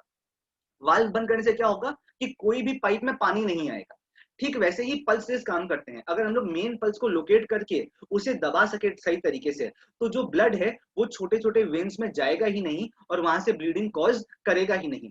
ओके, तो ये जो चीज था ये बहुत जाना जरूरी था। जो तीनों चारों एक्टिविटी मैंने आपको कराई, ब्लीडिंग के बारे में जो एक्टिविटी कराई एंड जो पल्स लोकेशन के बारे में आपको बताया, ये दोनों हमारे यहाँ पर काम आते हैं। ओके, अब मैं आपको बताऊंगा कि आपको ब्लीडिंग रोकना कैसे है। उसके 4 मेथड होते हैं। सबसे पहला होता है डायरेक्ट प्रेशर मेथड, जो कि होता है कि आपको वुंड के ऊपर में साफ कपड़े से दबा के रखना है। अगर कपड़ा खून से पूरा सन जाता है, पूरा भर जाता है खून से, तो उस कपड़े को हटा के दूसरा कपड़ा नहीं लगाना है, बल्कि उसी के ऊपर हमें दूसरा कपड़ा लगाना है, उसी के ऊपर फिर हमें तीसरा कपड़ा लगाना है। हमें कभी भी पहले वाले कपड़े को हटाना नहीं है।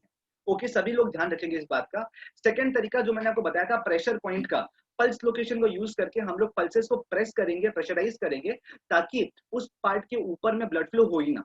उसके बाद में जो तीसरा तरीका है वो है एलिवेशन का, जो कि मैंने आपको बताया पिछले स्लाइड में भी कि हमने एलिवेट कर दिया।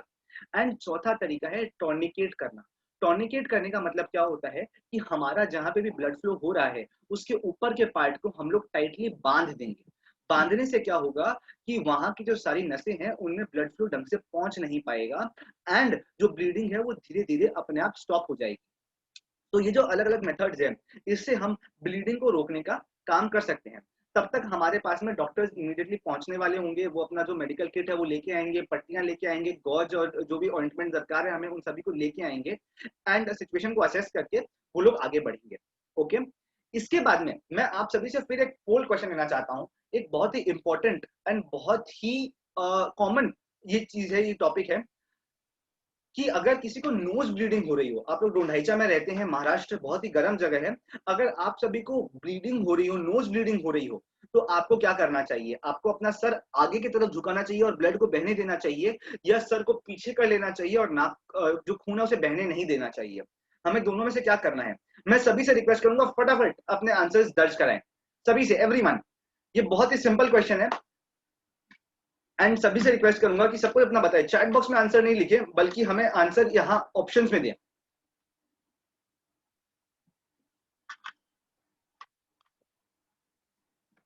Yes everyone, last 5 seconds. 5, 4, 3, 2 and 1 and we end the poll here.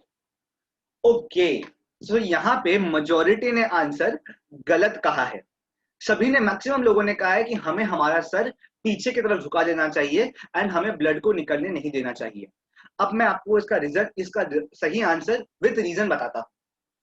हमें क्या करना है, जब भी किसी को नोज ब्लीडिंग हो रही हो, कोई भी बड़े व्यक्ति हमारे साथ में जुड़े हुए हैं, हमारे प्रिंसिपल सर, टीचर्स, कोई भी हमारे साथ में जुड़े हुए हैं, पेरेंट्स जुड़े हुए हैं, मैं सभी को आज बताता हूं कि अगर आपको कभी नोज ब्लीडिंग हुई होगी तो आपको हमेशा अपने सर को आगे झुका लेना चाहिए, आगे की तरफ बेंड कर लेना चाहिए। जो नोज ब्लीडिंग होती है उसका कारण क्या है कि बॉडी ने हमारे उस पार्ट ऑफ ब्लड को रिजेक्ट कर दिया है, हमें बोला है कि उस ब्लड को निकाल दो, उसे अपने बॉडी में मत रखो, वो प्रॉब्लम कॉज कर रहा है।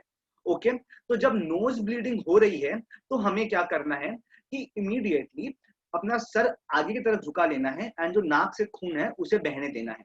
ओके, बट आप पूछेंगे कि सर ऐसे तो मेरा पूरा ब्लड वेस्ट हो जाएगा, तो मैं इसे रोकूंगी कैसे?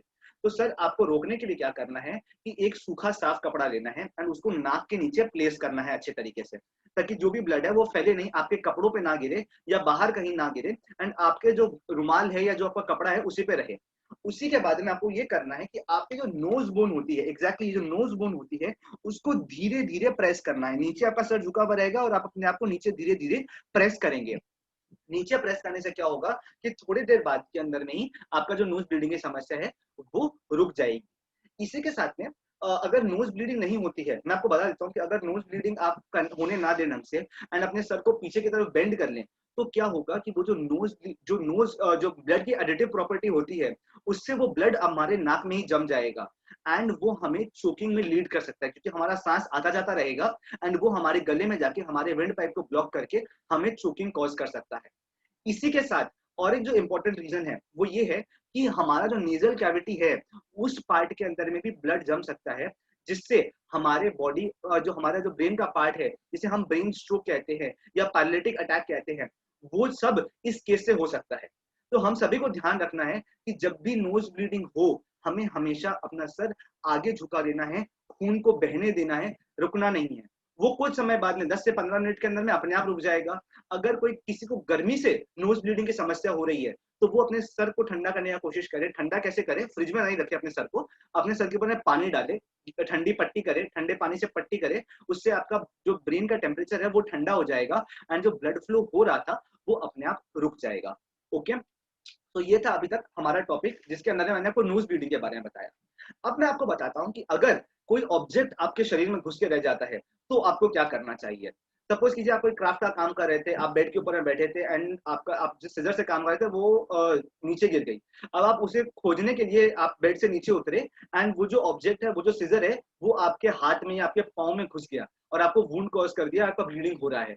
या सपोज कीजिए आप अपनी मम्मी को हेल्प कर रहे थे नाइफ के साथ में किचन के अंदर में, सब्जियां काटने के अंदर में या फ्रूट्स काटने के अंदर में, एंड कभी अगर वैसा कोई सिचुएशन होता है कि वो नाइफ जमीन पे गिर जाता है, आप नीचे उठाने जाते हो तो आपके हाथ में घुस जाता है, तो आपको उसको कैसे ट्रीट करना है।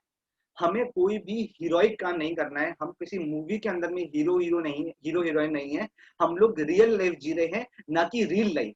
ओके, तो हमें बाहुबली नहीं बनना है, हमें बाहुबली करने में कटप्पा नहीं बनना है कि तलवार घुसाई और निकाल दी, वैसा कोई भी काम नहीं करना है।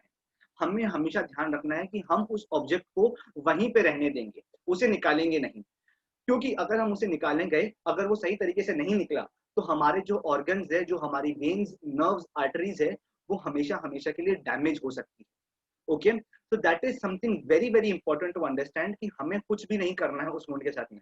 तो अब आप पूछोगे कि सर हमें करना क्या है उस केस के अंदर में? हमें करना ये है कि हम उस ऑब्जेक्ट को एकदम स्टेबलाइज करें। स्टेबलाइज करें मतलब उसके आसपास इस तरीके से पट्टी बांधे कि वो जो चाकू या छुरी है वो एकदम भी ना हिल पाए, वो एकदम भी ना हिल पाए, एकदम भी मूवमेंट नहीं होना चाहिए उसके अंदर में।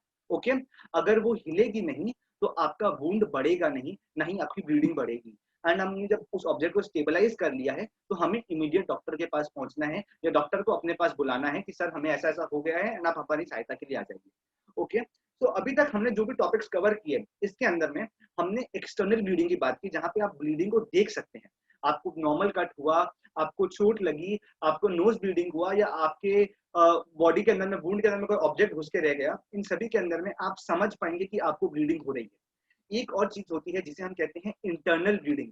इंटरनल ब्लीडिंग एक ऐसी तरीके की ब्लीडिंग होती है जहां पे हमारे स्किन के बाहर से ब्लड ऊज आउट नहीं होता, बल्कि हमारे वेन्स जो होते हैं वो स्किन के अंदर ही फट के रह जाते हैं एंड ब्लड हमारे बॉडी के अंदर में ही लीक आउट कर जाता है। उससे भी प्रॉब्लम कॉज हो सकता है। हम सभी को हमेशा ध्यान रखना है कि उससे भी प्रॉब्लम कॉज हो सकता है। इंटरनल ब्लीडिंग के सिम्टम्स क्या क्या है मैं बता देता हूं आपको, कि जहां पे भी आपकी इंटरनल ब्लीडिंग होगी, जैसे सपोज आपके थाइस के रीजन में या लोअर बैक के रीजन में या एब्डोमेन के रीजन में आपको ये प्रॉब्लम हो रही है, तो आपको ये क्या होगा, प्रॉब्लम क्या होगा कि आपको जो वहां पे है बहुत ज्यादा दर्द होगा, एंड उसी के साथ में आपको सांस लेने में तकलीफ होगी, आपको भारीपन महसूस होगा आपके इसके अंदर में, सांस लेने के अंदर में आपका माथा हल्का हो जाएगा, आपको डिजीनेस वाली फीलिंग आएगी, and you will be constantly nauseatic and vomiting, okay, and there will be a lot of pain in that region. तो हमें इंटरनल ब्लीडिंग को किस प्रकार से ट्रीट करना है?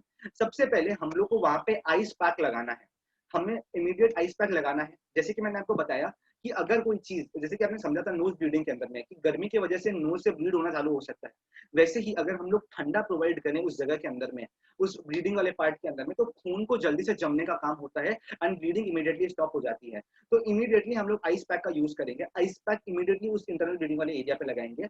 एंड सेकंड चीज हम लोग ये करेंगे कि हम लोग उस आदमी को इमोशनल सपोर्ट प्रोवाइड करेंगे कि भैया आपको कुछ हुआ नहीं है, आप बिल्कुल ठीक हो, एंड आप कुछ ही देर के अंदर में एकदम परफेक्टली ओके हो जाओगे, आपको कुछ भी नहीं होगा, ओके। तो हमें ये जानना बहुत जरूरी है कि हम लोग को किस प्रकार से ट्रीटमेंट देना है। एंड सेकंड, इमोशनल सपोर्ट एक ऐसा चीज है, अगर हम अपने आप के इमोशंस को कंट्रोल कर सके, अगर हम किसी को पॉजिटिविटी दे सके, उस आदमी की ऑटोमेटिकली आधी बीमारी ठीक हो जाएगी। तो हम सभी को इस चीज का ध्यान रखना है। दुनिया के अंदर में एक बहुत ही इंपॉर्टेंट एक्सपेरिमेंट चला था जिसका रिजल्ट ये आया, जिसे हम कहते हैं प्लेसिबो इफेक्ट। अगर आप लोग गूगल पे टाइप करके जानना चाहिए इसके बारे में, प्लेसिबो इफेक्ट के बारे में आप सभी पढ़िएगा कभी ना कभी। प्लेसिबो इफेक्ट के अंदर में डॉक्टर्स ने क्या किया पता है? जिन आदमियों को कोई बीमारी, बहुत सीवियर तरीके की बीमारी थी, एंड उनको दुनिया की सारी अच्छी अच्छी दवाइयां दे दी, फिर भी उनकी तबीयत ठीक नहीं हुई, तो डॉक्टर ने क्या किया कि उनको खाली एक गोली बनाई और उनको बोला कि सर आप ये गोली ले लीजिए और ये गोली लेते ही आप एकदम परफेक्ट हो जाएंगे। वो एक खाली गोली थी, उस गोली का कोई काम नहीं बॉडी के अंदर, वो बॉडी में जाएगी और निकल जाएगी, एंड उसके अंदर में कोई मेडिकल प्रॉपर्टी नहीं है। एंड डॉक्टर ने खाली ये मोटिवेशन दिया कि सर आप एकदम ठीक हो जाओगे, एंड आप विद इन 5 डेज एकदम ठीक हो जाओगे। एंड 95% केसेस के अंदर में पेशेंट्स जो पॉजिटिव थे, जिन्होंने उस पॉजिटिव एनर्जी को कैच कर लिया, वो 100% तक ठीक हो गए। तो हम सभी को हमेशा पॉजिटिव रहना है। कोरोना का समय है, हम सभी को बहुत ही मुश्किल समय से हम लोग सब गुजर रहे हैं। इस समय में पॉजिटिव रहना, हमारे विचारों को पॉजिटिव रखना, हमारे थॉट्स को पॉजिटिव रखना बहुत ही ज्यादा जरूरी है। एंड आप, कोई व्यक्ति है जिसे कोई बहुत परेशानी हो रही है, जिसके घरों में कुछ कोई तरीके की प्रॉब्लम है, फाइनेंशियल प्रॉब्लम है, उनके घर में कुछ हो गया है, हमको उन सभी को हमेशा हमेशा ट्राई करना है कि हम उन सभी को पॉजिटिव इमोशनल सपोर्ट प्रोवाइड कर सकें, ओके। तो चलिए, ये था अभी तक का मेरा सेशन जिसके अंदर मैंने आपको ब्लीडिंग के बारे में बताया। अब अगर कोई मेरे को फटाफट एक ब्लीडिंग के बारे में शॉर्ट रिकैप दे सके कि हमें पहला, अगर कोई ऑब्जेक्ट हमारे वुंड के अंदर में घुस जाता है तो उस केस में क्या करना है, एंड सेकंड नोज ब्लीडिंग के केस में हमें क्या करना है, इस दो चीज के बारे में हमें कोई आइडिया दे सके तो I will be very happy. Everyone, anyone new? भक्ति जी has again raised a hand and Krupa ji has also raised a hand. इसके अलावा anyone? There are a lot of people listening to me and we have almost 100 people right now with us, 100 students with us. So I request anyone who is willing to answer, please raise your hand and give us a very short crisp reply about what to do. We have a very fantastic name with us, 1 2 3 4 5। ये नाम जिसका भी है, मैं आपको बहुत बहुत बधाइयां प्रेषित करता हूँ, बहुत ही अच्छा नाम है आपका। चलिए कोई बात नहीं, मैं भक्ति जी से इसका आंसर देता हूँ। भक्ति जी प्लीज अपने आप को अनम्यूट कीजिए और हमें बताइए कि हमें नोज ब्लीडिंग के केस के अंदर में, एंड सेकंड, अगर हमारे जहाँ पे वुंड हुआ है वहां पे हमारा कोई ऑब्जेक्ट घुस के रह गया है, इन दोनों केस के अंदर में हमें क्या करना चाहिए? सर अगर हमें कुछ नोज ब्लीडिंग हो रही है सपोज, तो पहले तो हमें वो नोज ब्लीडिंग को होने देना चाहिए, ब्लड को निकाल देना चाहिए, क्योंकि वो रिजेक्टेड ब्लड होता है और वो उसका हमारे शरीर में कोई काम नहीं होता, तो उसको हमें निकाल देना चाहिए। और जो हमारी यहाँ पे नोज बोन रहता है उसको हमें धीरे धीरे प्रेस करना चाहिए जिससे वो ब्लडिंग रुक जाए। और अगर कोई ऑब्जेक्ट स्टक हो गया है, जैसे में लग गया है, तो वहाँ पे तो हमें टाइटली उसको बैंडेज कर देना है ताकि वो हिले ना। और अगर हमने उसको निकाल दिया, जैसे हम देखते हैं कि लगा है, हम निकाल लेते हैं, तो उससे हमारे ऑर्गन डैमेज हो सकते हैं। तो हमें ऐसा नहीं करना है, हमें वैसे रहने देना है। और जो मेडिकल इमरजेंसी यूनिट है उन्हें कॉल करके बुलाया चाहिए, और जो क्लीन क्लोथ्स है उसे यूज करना चाहिए। Absolutely right. Thank you so much for this answer. This was a very short, crisp and to the point answer. I really loved it. चलिए अब हम आगे बढ़ते हैं एंड हमारा जो नेक्स्ट टॉपिक है उसके बारे में अब मैं आपको बताता हूँ, ओके। हमारा जो नेक्स्ट टॉपिक है उसे हम कहते हैं फ्रैक्चर। हमें फ्रैक्चर फ्रैक्चर हम सभी के साथ में बहुत कॉमन सी चीज होगी, हम सभी खेलने जाते हैं या हम कभी सीढ़ियों के अंदर में फिसल जाते हैं, तो फ्रैक्चर बहुत इजीली कॉज हो सकता है। तो हमें ये देखना है कि हमें फ्रैक्चर के टाइम पे क्या करना है क्या नहीं करना। बेसिकली सबसे पहला मैं आपको बताता हूँ कि बोन फ्रैक्चर का डेफिनेशन क्या है। फ्रैक्चर का डेफिनेशन होता है एक ऐसा कंडीशन जहां पे हमारी जो बोन की कंटिन्यूटी है उसमें एक कॉम्प्लिकेशन आ जाए, एक रुकावट आ जाए, वो कोई तरीके से मुड़ जाए या क्रैक हो जाए, पार्शियल हो सकता है या कभी कभी कंप्लीट फ्रैक्चर भी हो जाता है, हेयर लाइन फ्रैक्चर होता है, बहुत अलग अलग रकम के फ्रैक्चर होते हैं। बेसिकली उसका मतलब यही है कि जो हमारा नॉर्मल बोन का कंडीशन होता है उससे हटकर कोई भी ऐसा कंडीशन हो उसे हम फ्रैक्चर का नाम देते हैं। ओके, तो फ्रैक्चर को लेकर कुछ फैक्ट्स आप लोग अपने स्क्रीन के ऊपर में बहुत इजीली पढ़ सकते हैं। एंड जो सबसे इंपॉर्टेंट फैक्टर मैं आपको बता देना चाहता हूं कि फ्रैक्चर एक ऐसा चीज है जिसका ट्रीटमेंट हम लोग बाहर से कुछ भी नहीं कर सकते। ये एक इंटरनल हीलिंग प्रोसेस है। हम खाली उसे बाहर से सपोर्ट प्रोवाइड कर सकते हैं, बाहर से रेस्ट प्रोवाइड कर सकते हैं, या हम लोग जो पट्टा बांधते हैं, बेसिकली प्लास्टर ऑफ पेरिस का जो पट्टा बनता है हमारा, या क्रेप बैंडेज बांधते हैं, वो हम लोग खाली उस इंजरी को रेस्ट कर सकते हैं। उसको वापस बोन डेवलपमेंट करने के अंदर में या बोन को वापस सही करने में या जोड़ने में हम लोग कुछ भी नहीं कर सकते। ओके, तो it is a internal healing process. Okay, तो चलिए आगे बढ़ते हैं और मैं आपको बताता हूँ कि कुछ एक सिम्टम्स क्या है जिससे आप समझ सके कि आपको फ्रैक्चर हुआ है। सबसे पहले सपोज कीजिए मेरा जो फ्रेंड है उसे आपको एंकल में चोट लगी है और एंकल में उसके फ्रैक्चर का प्रॉब्लम हुआ है, तो सबसे पहले उसका एंकल जो है वो स्वेलिंग करना चालू करेगा। इसी के बाद में उसे मूवमेंट करने में बहुत जबरदस्त प्रॉब्लम होगा। ये फ्रैक्चर के साथ में सबसे इंपॉर्टेंट चीज है, हाथ में हो या पाँव में या बैक में हो, कहीं पे भी हो, अगर आपको मूवमेंट में दिक्कत हो रही है, अगर आप वहां पे प्रेशर पड़ती है, आपको बहुत ज्यादा दर्द हो रहा है, तो ये एक फ्रैक्चर का साइन है। ओके, इसी के साथ में जब कभी अगर बोन बहुत गंदी तरीके से टूट जाए तो वो ब्रेक हो सकती है बोन बुरी तरीके से, एंड वो आपके स्किन के ऊपर में एक उभार क्रॉस करेगी एंड वहां पे आपका ब्लड फ्लो जो है वो भी पूरे तरीके से रुक जाएगा। इसी के साथ में आपको बहुत सारे केसेस के अंदर में फ्रैक्चर ब्लिस्टर्स भी उभर कर सामने आ सकते हैं, फ्रैक्चर ब्लिस्टर्स भी उभर कर सामने आ सकते हैं। तो सर हमें फ्रैक्चर के केस में करना क्या है? हम एक बहुत ही छोटा सा एक्रोनिम, एक जादू टोना याद करेंगे। उसका शॉर्ट फॉर्म होता है PRICE, प्राइस। हमें फ्रैक्चर के समय प्राइस का एप्लीकेशन करना है। प्राइस का मतलब क्या है? P for protect the injury. सबसे पहले जहां पर हमें चोट लगी है उस पार्ट को हम लोग को अच्छी तरीके से कवर करना है, अच्छी तरीके से रेस्ट प्रोवाइड करना है। R for rest the injury. Okay, C ice for ice. हमें इमीडिएटली जहां पर भी हमारा फ्रैक्चर हुआ है उसे आइस लगाना है।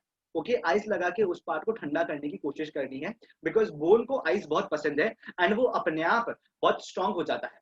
इसके बाद में सी फॉर एक कंफर्टेबल सपोर्ट बनाना है उस पार्ट के अंदर में।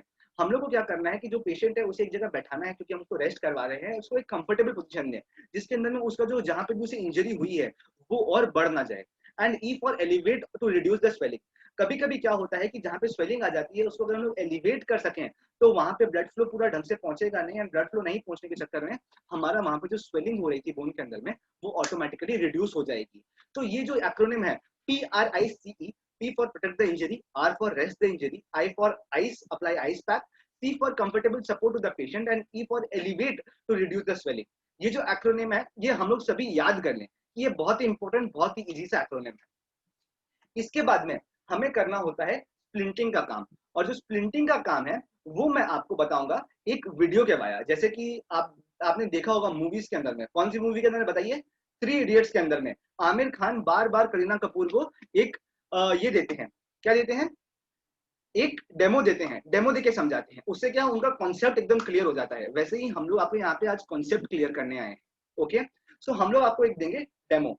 यहाँ पे देखिए हमारे जो पेशेंट आएंगे उन्हें बहुत जोर से हाथ टूटने वाला है। मैं कोई एस्ट्रोलॉजर नहीं हूँ, ये क्योंकि रिकॉर्डेड वीडियो है इसीलिए मैं आपको बता रहा हूँ कि उनका हाथ बहुत जोर से टूटने वाला है एंड उन्हें बहुत जबरदस्त दर्द होने वाला है। एंड अभी वो थोड़ी देर में हमें एक कराहट दिखाएंगे अपने आवाज के अंदर में। और ये देखिए उनका राइट हैंड एकदम टूट गया है एंड उन्हें बहुत ज्यादा दर्द हो रहा है, ओह बहुत ज्यादा पेन हो रहा है उनके हाथ के अंदर में। तो सबसे पहले हमें क्या करना है, उनके पास जाना है, उनसे परमिशन लेना है कि सर हमें फ्रैक्चर को ट्रीटमेंट का आइडिया है, मेडिकल फर्स्ट एड का आइडिया है, क्या मैं आपकी सहायता कर सकता हूँ? तो जब वो हमें परमिट कर दें कि यस सर आप आइए मेरी सहायता कीजिए, तो हमें क्या करना है कि कोई ऐसे हार्ड कार्डबोर्ड लेके आना है।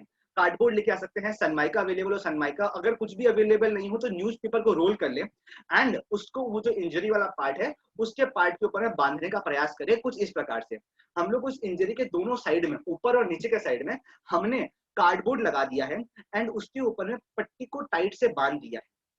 पट्टी को अगर हम टाइट से बांध देंगे तो वो जो इंजरी वाला पार्ट है उसके ऊपर में जोर नहीं पड़ेगा, उसको एक एग्जैक्ट पोजीशन मिल जाएगा, एक स्टिफ पोजीशन मिल जाएगा जहां से उसका हलन चलन नहीं होगा। ओके, इसके बाद में हमें क्या करना है कि हमें ध्यान रखना है कि वो पार्ट एकदम भी मूव नहीं करे, ठीक है। तो उसको मूवमेंट अगर होगा तो उतना ही उनको ज्यादा दर्द होगा। तो जैसे कि आप देख पा रहे हैं अभी तक हमारे जो कैडेट्स हैं उन्होंने इस पार्ट को अच्छे तरीके से रेस्ट कर दिया है और उनके हाथ में बहुत ज्यादा दर्द है। आप देख सकते हैं, आपको लगेगा ये ओवर एक्टिंग कर रहे हैं, बट अगर किसी को फ्रैक्चर होता है तो 100% ऐसा ही उनको दर्द फील होता है। ओके, सो ये उन्होंने कर दिया, लेकिन अभी भी ये अपने हाथ के ऊपर में उनका वेट पूरा का पूरा पड़ रहा है, जिसकी वजह से उनके एल्बो पे प्रेशर पड़ रहा है, उनके बोन में पेन हो रहा है। उसके लिए हमें क्या करना है कि एक रेक्टेंगुलर कपड़ा लेना है, सपोज एक टॉवल लेना है जिसको हमें टू हाफ, एक हाफ के अंदर में डिवाइड करना है। डिवाइड मतलब काटना नहीं है, उसे हम जस्ट फोल्ड करने एंड उसके बाद में डायगोनल से उसको वापस फोल्ड करके हमें ट्रायंगल का शेप देंगे, हम एक ट्रायंगल का शेप देंगे। जैसे कि आप देख पा रहे हैं वीडियो के अंदर में हमारे कैडेट दिखा रहे हैं आपको, एकदम डायगोनल जो है स्क्वायर का, उससे हम उसको डिवाइड करेंगे, उसे हाफ में फोल्ड करेंगे एंड उसके एक सिरे के ऊपर में एक नॉट बांध देंगे। ये नॉट को क्या करना है हमें, जैसे कि आपको अभी हमारे कैडेट्स बताएंगे, इस नॉट को हमें एल्बो वाले जॉइंट के ऊपर में प्लेस करना है। एग्जैक्टली इस जॉइंट के ऊपर में हमें नॉट को प्लेस करना है। ओके, अभी आप देखेंगे कि वो नॉट को है जो एग्जैक्टली उस जॉइंट के ऊपर में प्लेस करते हैं एंड उसका जो दो लूज सिरे थे, वो जो ट्रायंगल हमने फॉर्म किया था उसके जो दो लूज सिरे थे उसको हमें नेक के अराउंड बांधना है। जी हाँ, बिल्कुल इस प्रकार से हमें नेक के अराउंड उसको बांध देना है। उससे क्या होगा कि हमारे हैंड का जो पूरा का पूरा वेट है वो हमारे नेक पे आ जाएगा, हाथ पे बिल्कुल भी जोर नहीं पड़ेगा एंड जोर नहीं पड़ेगा तो फ्रैक्चर के अंदर में दर्द कम होगा और फ्रैक्चर सीवियर होने का चांसेस भी कम हो जाएगा। अभी भी हम इनको इमीडिएट डॉक्टर के पास लेके नहीं जा सकते। क्यों नहीं लेके जा सकते वो आपको मालूम चलेगा कि अगर हमें 2 व्हीलर है या 3 व्हीलर है या ऑटो है तो उनका हाथ जो है वो टू एंड फ्रो मूवमेंट कर पा रहा है, तो हमें टू एंड फ्रो मूवमेंट से बचना है। टू एंड फ्रो मूवमेंट से बचने के लिए हम क्या करेंगे, उनके हाथ को उनके बॉडी के अराउंड अच्छे तरीके से बांध देंगे। हम उसके लिए लेंगे एक लंबा कपड़ा, जैसे सपोज दुपट्टा अवेलेबल है, दुपट्टा, चुन्नी, टॉवल कुछ भी अवेलेबल है, एक लंबा साफ कपड़ा लेंगे एंड उसको हम उनके हाथ से पूरे बॉडी के अराउंड ढंग से बांध देंगे। जैसे कि आप देख पा रहे हैं अभी वीडियो के अंदर में कि हमारे जो कैडेट हैं वो यही काम कर रहे हैं। वो क्या कर रहे हैं इमीडिएटली, जी हाँ बिल्कुल इस प्रकार से उन्होंने क्या किया है कि ये जो पट्टा है, ये जो चुन्नी ली उन्होंने, उसे पूरे बॉडी के अराउंड आसपास बांध दिया। अब ये हमारे जो कैडेट हैं वो बिल्कुल तैयार है। उन्हें हम अगर बम्पी रोड के ऊपर से लेके जाएं या 3 व्हीलर में लेके जाएं या 2 व्हीलर में लेके जाएं, वो आराम से डॉक्टर के पास में चले जाएंगे एंड उन्हें बेसी दर्द भी नहीं होगा। ओके, ये जो तरीका है ये बहुत ही इफेक्टिव तरीका है एंड इससे हम हमारे पेशेंट की इमीडिएटली अच्छे प्रकार से सहायता कर सकते हैं। और ये आप देख पा रहे हैं कि हमारे पेशेंट के चेहरे पर किस प्रकार से मुस्कान सामने आ गई है। तो जी हाँ, ये क्योंकि एक्टिंग थी, बिल्कुल ही एक्टिंग थी, बट हकीकत का भी यही हमारा ये रहता है कि हम लोग पेशेंट के चेहरे पर अगर एक मुस्कान देख लें जिसकी हम सहायता कर रहे हैं तो हमारे को भी तसल्ली मिल जाती है कि यार अब पेशेंट बिल्कुल ठीक है। ओके, तो चलिए इसके बाद में हम आगे बढ़ते हैं एंड अब मैं आपको बताता हूँ कि अलग अलग फ्रैक्चर्स के टाइप, अलग अलग तरीके की स्प्लिंटिंग किस प्रकार से की जा सकती है। ये देखिए कुछ एक अलग अलग प्रकार की स्प्लिंटिंग है। आप पाँव के लिए, हाथों के लिए फुल बॉडी स्प्लिंटर्स भी अवेलेबल होते हैं। तो ये कुछ अलग अलग तरीके के स्प्लिंट्स हमारे पास में अवेलेबल हैं। इसके बाद में मैं आपको एक टॉपिक की ओर लेके जाना चाहता हूँ जो कि बहुत इंपॉर्टेंट टॉपिक है।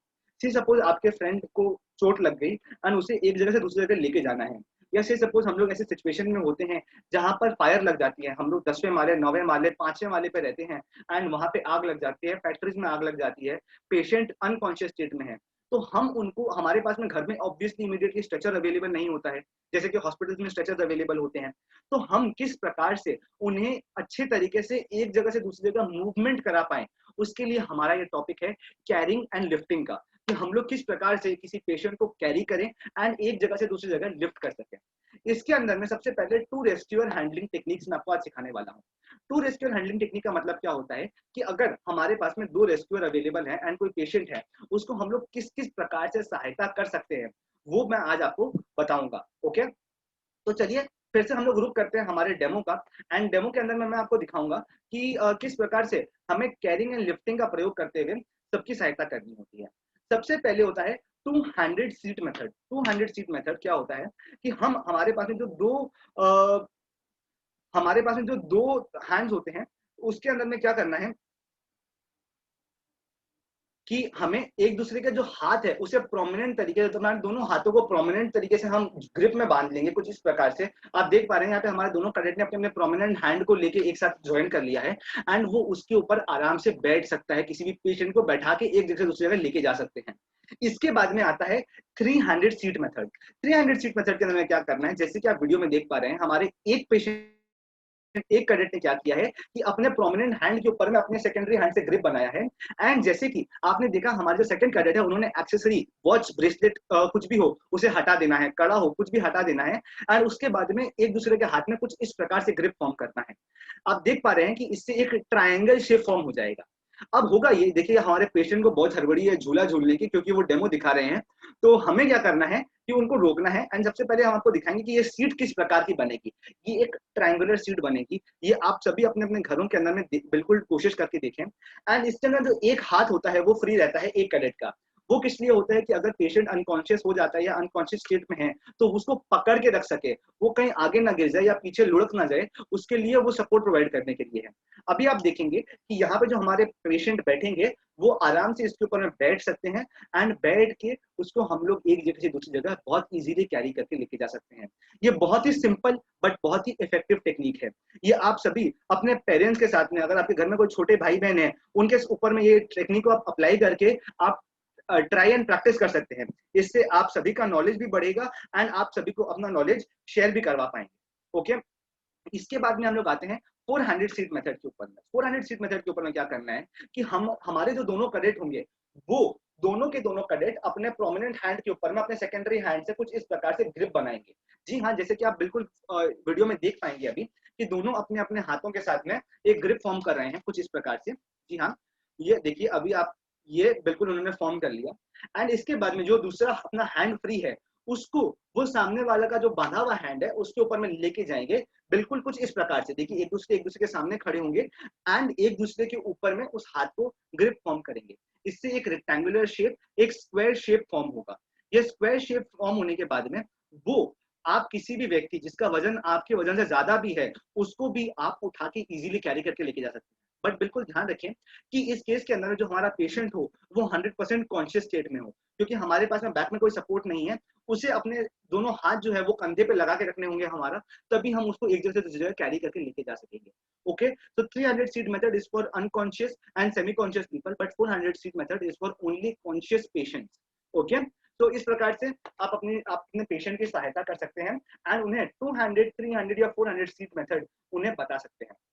ओके, इसके बाद में हम चलते हैं वापस हमारे प्रेजेंटेशन की ओर और हम आपको बताएंगे कि और क्या क्या तरीके से आप अपने फ्रेंड को कैरी एंड लिफ्ट कर सकते हैं। नेक्स्ट जो मेथड आता है उसे हम कहते हैं पिकअप बैग या पिकअप फ्रंट मेथड। इसके अंदर आप लोग देखे होंगे कि बेसिकली जो हमारे फ्रेट उठाते हैं हमारे फैक्ट्रीज या ऑफिस के अंदर में, जो बोरी उठाते हैं अपने कंधों के ऊपर में, या बचपन में आपको आपके पेरेंट्स ने चीनी बोरी बिल्कुल खिलाई होगी या आपके बड़े भाई बहनों ने आपको चीनी बोरी बहुत खिलाई होगी, आपको बोरी के जैसे अपने बैग के ऊपर में उठा के एक जगह से दूसरे जगह घुमाते थे, झूला झुलाते थे। उसी मेथड का अप्लाई करके आज हम हमारी पेशेंट्स की सहायता कर सकते हैं। पिकअप बैग या पिकअप फ्रंट मेथड जो है उसके लिए हमें क्या करना है कि पेशेंट का जो पैंट है या ट्राउजर जो है उसे पकड़ के हमारे बॉडी के ऊपर में उठा लेना है अच्छी तरीके से। उठाने से क्या होगा कि उसका पूरा का पूरा वेट जो है हमारे ऊपर में आ जाएगा एंड हम इमीडिएटली उस पेशेंट को एक जगह से दूसरी जगह तक उठा के लेके जा पाएंगे।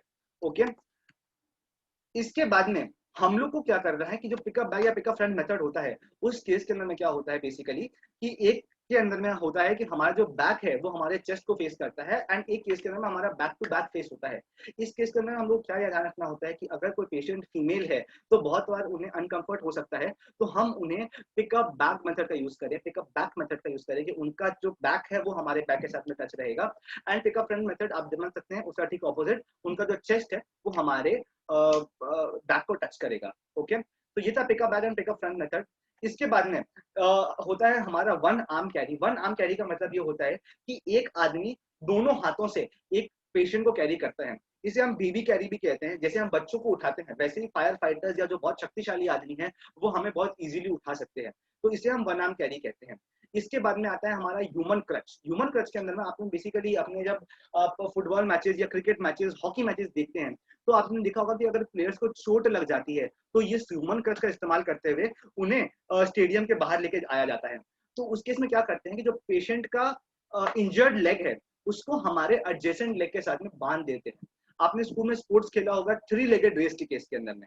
थ्री लेगेड रेस के अंदर में जो करना होता है वही सेम चीज हमें यहाँ पे करनी है कि जो पेशेंट है उसका लेग जो है इंजर्ड लेग हमारे एडजेसेंट लेग के साथ में जुड़ जाएगा एंड उसके बाद में हम उस लेग को स्टार्ट करेंगे मूव करना।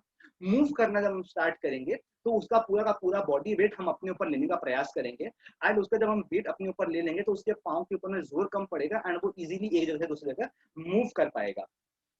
तो ये था हमारा अभी तक का सेशन जिसके मैंने आपको बताया कि अलग अलग तरीके से आप किस प्रकार से अपने फ्रेंड्स की सहायता कर सकते हैं एंड उन्हें एक जगह से दूसरी जगह कैरी एंड लिफ्ट कर सकते हैं। ओके, अब कभी कभी क्या होता है कि आपको स्ट्रेचर की ही आवश्यकता है। ऐसा कोई पेशेंट है जो कि सपोज कीजिए बहुत ही ओल्ड एज के अंदर में है, उसे बहुत कुछ सिवियर हो गया है, या कोई पेशेंट ऐसा है जिसे आप अकेले या दो जन मिलकर नहीं उठा सकते, तो आपको चाहिए कि 4 आदमी उठाए। 4 आदमी उठाए उसके लिए आपको चाहिए होता है स्ट्रेचर। स्ट्रेचर क्योंकि सभी के घरों में अवेलेबल नहीं होता है, तो आज मैं आपको बताऊंगा कि आप किस प्रकार से स्ट्रेचर जो है वो आप बना सकते हैं अपने घर में अवेलेबल सामान के साथ में। अब आप शौक मत होइएगा, जी हाँ बिल्कुल आप बना पाएंगे स्ट्रेचर एकदम आपके घर में जो चीज अवेलेबल है उसी से। आपके जो पर्दे के रॉड्स हैं, आपने जो टी शर्ट पहन रखी है उससे आप बना सकेंगे स्ट्रेचर। स्ट्रेचर बनाने के लिए चाहिए हमें 2 स्ट्रेट पोल्स जैसे कि आप वीडियो में देख पा रहे हैं एंड हमें चाहिए 2 आदमी जिन्होंने टी शर्ट या शर्ट पहनी हुई है। ओके, तो हम इन दोनों पोल के एंड पे एक एक आदमी को खड़ा कर लेंगे, बिल्कुल कुछ इस प्रकार से। हम दोनों पोल्स के एंड पे, दोनों पोल के एंड पे दोनों पोल्स को अच्छे से पकड़ते हुए दोनों एंड पे 2 आदमी खड़े हो गए। उसके बाद जो सेंटर में जो आदमी खड़ा होगा वो टी शर्ट को निकाल के उस पोल पे लेके आएगा। ये देखिए हमारे सलमान खान का टी शर्ट खुलते हुए अभी, एंड सलमान खान का जो टी शर्ट खुला है वो टी शर्ट खुल के उस पोल के ऊपर में आ गया है। जी हाँ बिल्कुल इस प्रकार से वो जो टी शर्ट है वो हमारे पोल के ऊपर में आ गया है। जी हाँ, मैं बिल्कुल आपको ये सेशन इंटरैक्टिव बना हुआ है इसीलिए मैं मजाक कर रहा हूँ, ये किसी को ऑफेंड करने के लिए नहीं है सेशन। सो जी हाँ बिल्कुल इस प्रकार से आप वो जो टी शर्ट है वो इमरजेंसी केस के अंदर में आप स्ट्रेचर बहुत इजीली बना सकते हैं। एंड जैसे हमने एक टी शर्ट निकाल के हमने पोल के ऊपर लेके आया, वैसे ही हमें दूसरे टी शर्ट के साथ में भी करना है कि दूसरे टी शर्ट को भी हमें बिल्कुल उसी प्रकार से खोलना है एंड खोल के उस टी शर्ट को हम लोग को पोल पे लेके आना है। इसके बाद में जो हमारे भैया होंगे या जो हमारे हेल्पर होंगे जो हमारी सहायता कर रहे हैं अभी के केस के अंदर में, उन्हें उस पोल्स के बीच में वो खड़े हैं उससे बाहर निकलना है, उससे वो बाहर निकल के आएंगे इमीडिएटली। जी हाँ बिल्कुल इस प्रकार से आप देख पाएंगे अभी कि वो भैया जो है वो बाहर निकलेंगे। बाहर निकलने के बाद में वो जो दोनों टी शर्ट हैं वो उसे एक दूसरे के पास में लेके आएंगे, एक दूसरे के पास में लेके आएंगे एंड ये देखिए ये आपका स्ट्रेचर तैयार हो गया है। ये बहुत इजीली, ये कपड़े का मटेरियल बहुत अच्छा होता है, तो 60 to 80 केजीज तक का आदमी को आप आराम से उठा सकते हैं। आपका रॉड स्ट्रांग होना चाहिए, आप पीवीसी रॉड वगैरह का इस्तेमाल ना करें क्योंकि वो बेंड हो सकता है। तो आपको अच्छा स्ट्रांग रॉड चाहिए होगा आयरन का या स्टेनलेस स्टील का, जिससे आप किसी को उठा के लेके जा सकें। एंड आप बैम्बूज का इस्तेमाल कर सकते हैं, जो बैम्बूज मिलते हैं बाजार के अंदर में, उसका प्रयोग करके भी इस कार्य को संपादित कर सकते हैं। इसी के बाद में अगर आपको ये टी शर्ट वाला आइडिया उतना अच्छा नहीं लगा तो हम आपको एक और तरीके से स्ट्रेचर बनाना सिखा सकते हैं जिसे हम कहते हैं ब्लैंकेट से स्ट्रेचर बनाना। ब्लैंकेट से स्ट्रेचर बनाने के लिए क्या करना है, आपको ब्लैंकेट को जो रेक्टेंगुलर पार्ट है उसे आपको जमीन पे रख देना है। ओके, आपको इसके लिए भी चाहिए 2 स्ट्रेट स्ट्रॉन्ग पोल्स। आपको अप्रोक्सीमेटली 2/3 पोजीशन के ऊपर में, जहाँ पे 2/3 पोजीशन है जैसे कि आप पिक्चर में फर्स्ट पिक्चर में देख पा रहे हैं, आपको अपने पहले रॉड को प्लेस करना है। उसके ऊपर आपका जो छोटा वाला फ्लैप था उसको आप रोल करेंगे एंड जहां पे वो छोटा वाला फ्लैप जो खत्म होने वाला होता है उसके जस्ट थोड़ा सा पहले ही आपको जो सेकंड रॉड है उसको प्लेस कर देना है एंड उसके ऊपर आपको बड़े वाले रोल को वापस फ्लैप ओवर करना है, बड़े वाले पार्ट को वापस फ्लैप ओवर करना है। इससे आपका एक ऐसा स्ट्रेचर बन जाएगा जिससे आप आराम से 100 किलो तक के आदमी को, अगर आपका ब्लैंकेट स्ट्रॉन्ग है तो आप 100 केजीज तक के आदमी को इजीली, अगर आप लोग चारों के अंदर अच्छा स्ट्रेंथ है तो आप इजीली एक जगह से दूसरी जगह उठा के उसको लेके जा सकते हैं। ओके, तो ये था आज का हमारा बहुत ही अच्छा सेशन जिसके अंदर में आप सभी ने बहुत ध्यान से मेरे को सुना, श्रेणी को सुना एंड आप सभी ने हमें बताया कि आप लोग कितने इंटरेक्टिव हैं, इतने इंटरेस्टेड हैं इस चीज को सीखने के लिए। अब अगर किसी का कोई क्वेश्चन हो हमारे लिए कि आपको सर हमें अभी तक आपने जो समझाया उसके अंदर में कोई चीज के ऊपर में आपको वापस जानकारी चाहिए हो, या किसी को ये जानना हो, बहुत जनों ने, मैंने देखा था चैट बॉक्स के अंदर में आंसर किया था कि बर्न के केस में हमें आइस का प्रयोग करना चाहिए। मैं रिक्वेस्ट करूंगा सभी से कि कभी भी वहां पर आइस का प्रयोग नहीं करें। उसका रीजन ये है कि भाग्यश्री जी, आपका, आप प्लीज अपना हैंड रेज रखें, मैं आपका क्वेश्चन ले लेता हूं 2 मिनट के अंदर में। हमें ध्यान रखना है कि इस केस के अंदर में हमें जब होता है कि जब हमारा बर्न होता है, जो हमारा स्किन का टेम्परेचर है वो सडनली बहुत जबरदस्त तरीके से राइज हुआ है, बहुत ज्यादा बढ़ा हुआ है। उसके ऊपर अगर हम लोग इमीडिएटली एक 0 डिग्री सेल्सियस का हम बर्फ यूज करेंगे जिसका टेम्परेचर बहुत ही ज्यादा लो है, तो हमारे जो स्किन सेल्स है वो जीवन भर के लिए रप्चर हो सकते हैं, जीवन भर के लिए डेड हो सकते हैं। तो हमें कभी भी आइस का प्रयोग नहीं करना चाहिए। हमें हमेशा टैप वाटर का यूज करना है, ना ही हमें फ्रिज का पानी यूज करना है, ना ही हम आइस का यूज करेंगे, हम हमेशा टैप वाटर का यूज करेंगे। Okay, please everyone remember this कि हमें टैप वाटर का ही प्रयोग करना है। ओके, जी हाँ, भाग्यश्री जी अपने आप को प्लीज अनम्यूट कीजिए, फिर मैं आपका क्वेश्चन लेता हूँ, एंड अपना कैमरा भी प्लीज स्टार्ट कर ले। मैं हेलो सर। यस भाग्यश्री, जो आपने ब्लैंकेट से स्ट्रेचर बनाया है वो कैसे बनाना था? अच्छा, ब्लैंकेट से जो मैंने स्ट्रेचर बनाया वो मैंने कैसे बनाया था, चलिए मैं आपको वापस एक बार दिखा देता हूँ वो स्लाइड। देखिए, आपको करना ये है बेसिकली कि जो ब्लैंकेट है उसको एक रेक्टेंगुलर पोजीशन पे जमीन पे फैला देना है। ओके, एकदम सीधा। उसके बाद में आपका जो पहला पोल होगा, जो पहला स्ट्रॉन्ग पोल होगा, उसको आपको रखना है 2/3 पोजीशन पे, अप्रोक्सीमेटली 2/3 पोजीशन पे आप पहले रॉड को रखेंगे। जो छोटा वाला साइड है उसका राइट साइड जो है उसको फ्लैप ओवर करके आप उस रॉड के ऊपर लेके आ जाएंगे। ठीक है, जहां पे वो रॉड पे खत्म होने वाला होगा, जहां पे वो फ्लैप खत्म होने वाला होगा, उसके ठीक ऊपर में हम लोग जो सेकंड रॉड है उसको प्लेस करेंगे, एंड जो बड़ा वाला साइड था उसको फ्लैप करके दोनों रॉड के ऊपर लेके आ जाएंगे। इससे क्या होगा कि हमारा जो पेशेंट होगा उसे हम बहुत इजीली कैरी करके एक जगह से दूसरे जगह लेके जा पाएंगे। Okay Bhagyashree, yes sir. Thank you so much for the question. Yes Bhakti ji, what is your question? Sir आपने जो हमें इंटरनल ब्लीडिंग बताया जो वेन ब्लास्ट में होता है, तो सर उसके सिम्टम्स क्या होंगे जनरली? सॉरी, आपका आवाज क्लियर नहीं आ रहा है। सर जो इंटरनल ब्लीडिंग होता है तो उसमें सिम्टम्स क्या होते हैं? इंटरनल ब्लीडिंग के सिम्टम्स ये होते हैं कि आपका जो स्किन है उसका डिस्कलरेशन होने लगेगा, आपको सांस लेने में तकलीफ होगी, आपको आपके सर चकराने लगेगा, आपको वॉमिटिंग होगी, एंड अगर आप उस पार्ट में हाथ लगाएंगे तो बहुत ज्यादा पेन होगा आपको। तो ये जो चीज है ये बहुत ही कॉमन चीज है, एंड इंटरनल ब्लीडिंग बहुत जनों को बहुत सारे रीजंस की वजह से हो सकती है। तो हमें इमीडिएटली डॉक्टर्स को तो कंसल्ट करना ही चाहिए इमीडिएट, क्योंकि इंटरनल ब्लीडिंग क्यों हो रही है उसका जानकारी देना बहुत आवश्यक है, एंड उसका ट्रीटमेंट किस प्रकार से कर सकें वो जानना बहुत आवश्यक है। इसके अलावा हमें आपको जैसे बताया कि आइस पैक का यूज करना, एंड जब तक पेशेंट डॉक्टर के पास नहीं जाता है, जा नहीं पाता, तब तक हमें उससे पॉजिटिव इमोशनल सपोर्ट प्रोवाइड करना है। ओके भक्ति, thank you so much for the question. Thank you sir. Please unmute yourself and ask me the question. Sir आपने जो वो फायर के टाइम पे पीपल को उठाना वो बताया, तो वो ट्रायंगुलर शेप कैसे बताया, आप फिर से बताओगे? ट्रायंगल शेप के बारे में कुछ नहीं है स्टूडेंट, वो हमारा बहुत ही एक इम्पोर्टेंट चीज है कि फायर जो होती है वो 3 चीजों के एक साथ आने से ही हो सकती है। सबसे पहला होता है heat, second is oxygen, third is fuel. जब ये तीनों चीज एक साथ होती है तब ही फायर कॉज हो सकती है। अगर इन तीनों में से कोई भी एक चीज मिसिंग होगी तो आपका फायर अकर नहीं कर पाएगा। जैसे कि आपको हमारे प्रिंसिपल सर हैं, हमारे दूसरे टीचर्स हैं, वो आपको बता पाएंगे कि अभी आप कौन से क्लास में कृपा? सर 7th में है। तो आप जब थोड़ा सा आगे बढ़ेंगे तो आपको एक साइंस के अंदर में, एक फिजिक्स के अंदर में एक एक्सपेरिमेंट आता है जिसके अंदर में हमें करना ये होता है कि जो एक कैंडल होता है उसे हम जलाते हैं। जलाने के बाद में हम क्या करते हैं, उसे एक बीकर से ढक देते हैं, उसे एक बीकर से ढक देते हैं। ढकने से क्या होता है कि उसका जो ऑक्सीजन सप्लाई है वो कट जाता है, एंड कटने की वजह से वो इमीडिएटली बढ़ जाता है, बुझ जाता है। तो हमें क्या होता है कि हमें ये ध्यान रखना चाहिए कि जब कोई ऐसा फ्यूल आइटम होता है जो जल सकता है, ज्वलनशील पदार्थ, दूसरा ऑक्सीजन सप्लाई, एंड तीसरा हीट, इन तीनों चीज का मिश्रण एक साथ अवेलेबल हो पाता है, तभी आग लग सकती है। तो फायर, ट्रायंगल ऑफ फायर समझना हमारे लिए इसीलिए आवश्यक था कि अगर हम ट्रायंगल ऑफ फायर के अंदर में से एक भी आइटम को, एक भी पार्ट को हटा पाए, एक भी साइड को हटा पाए, तो हम आग को बुझाने में इमीडिएटली सक्सेसफुल हो जाएंगे। Okay, Yes, sir. Thank you so much, Krupa, for the question. Anyone else, any question? Any of the teachers, management, anyone else who has a question or else we shall move ahead with the session and we are on the verge of wrapping it up. So we'll move ahead. Any questions?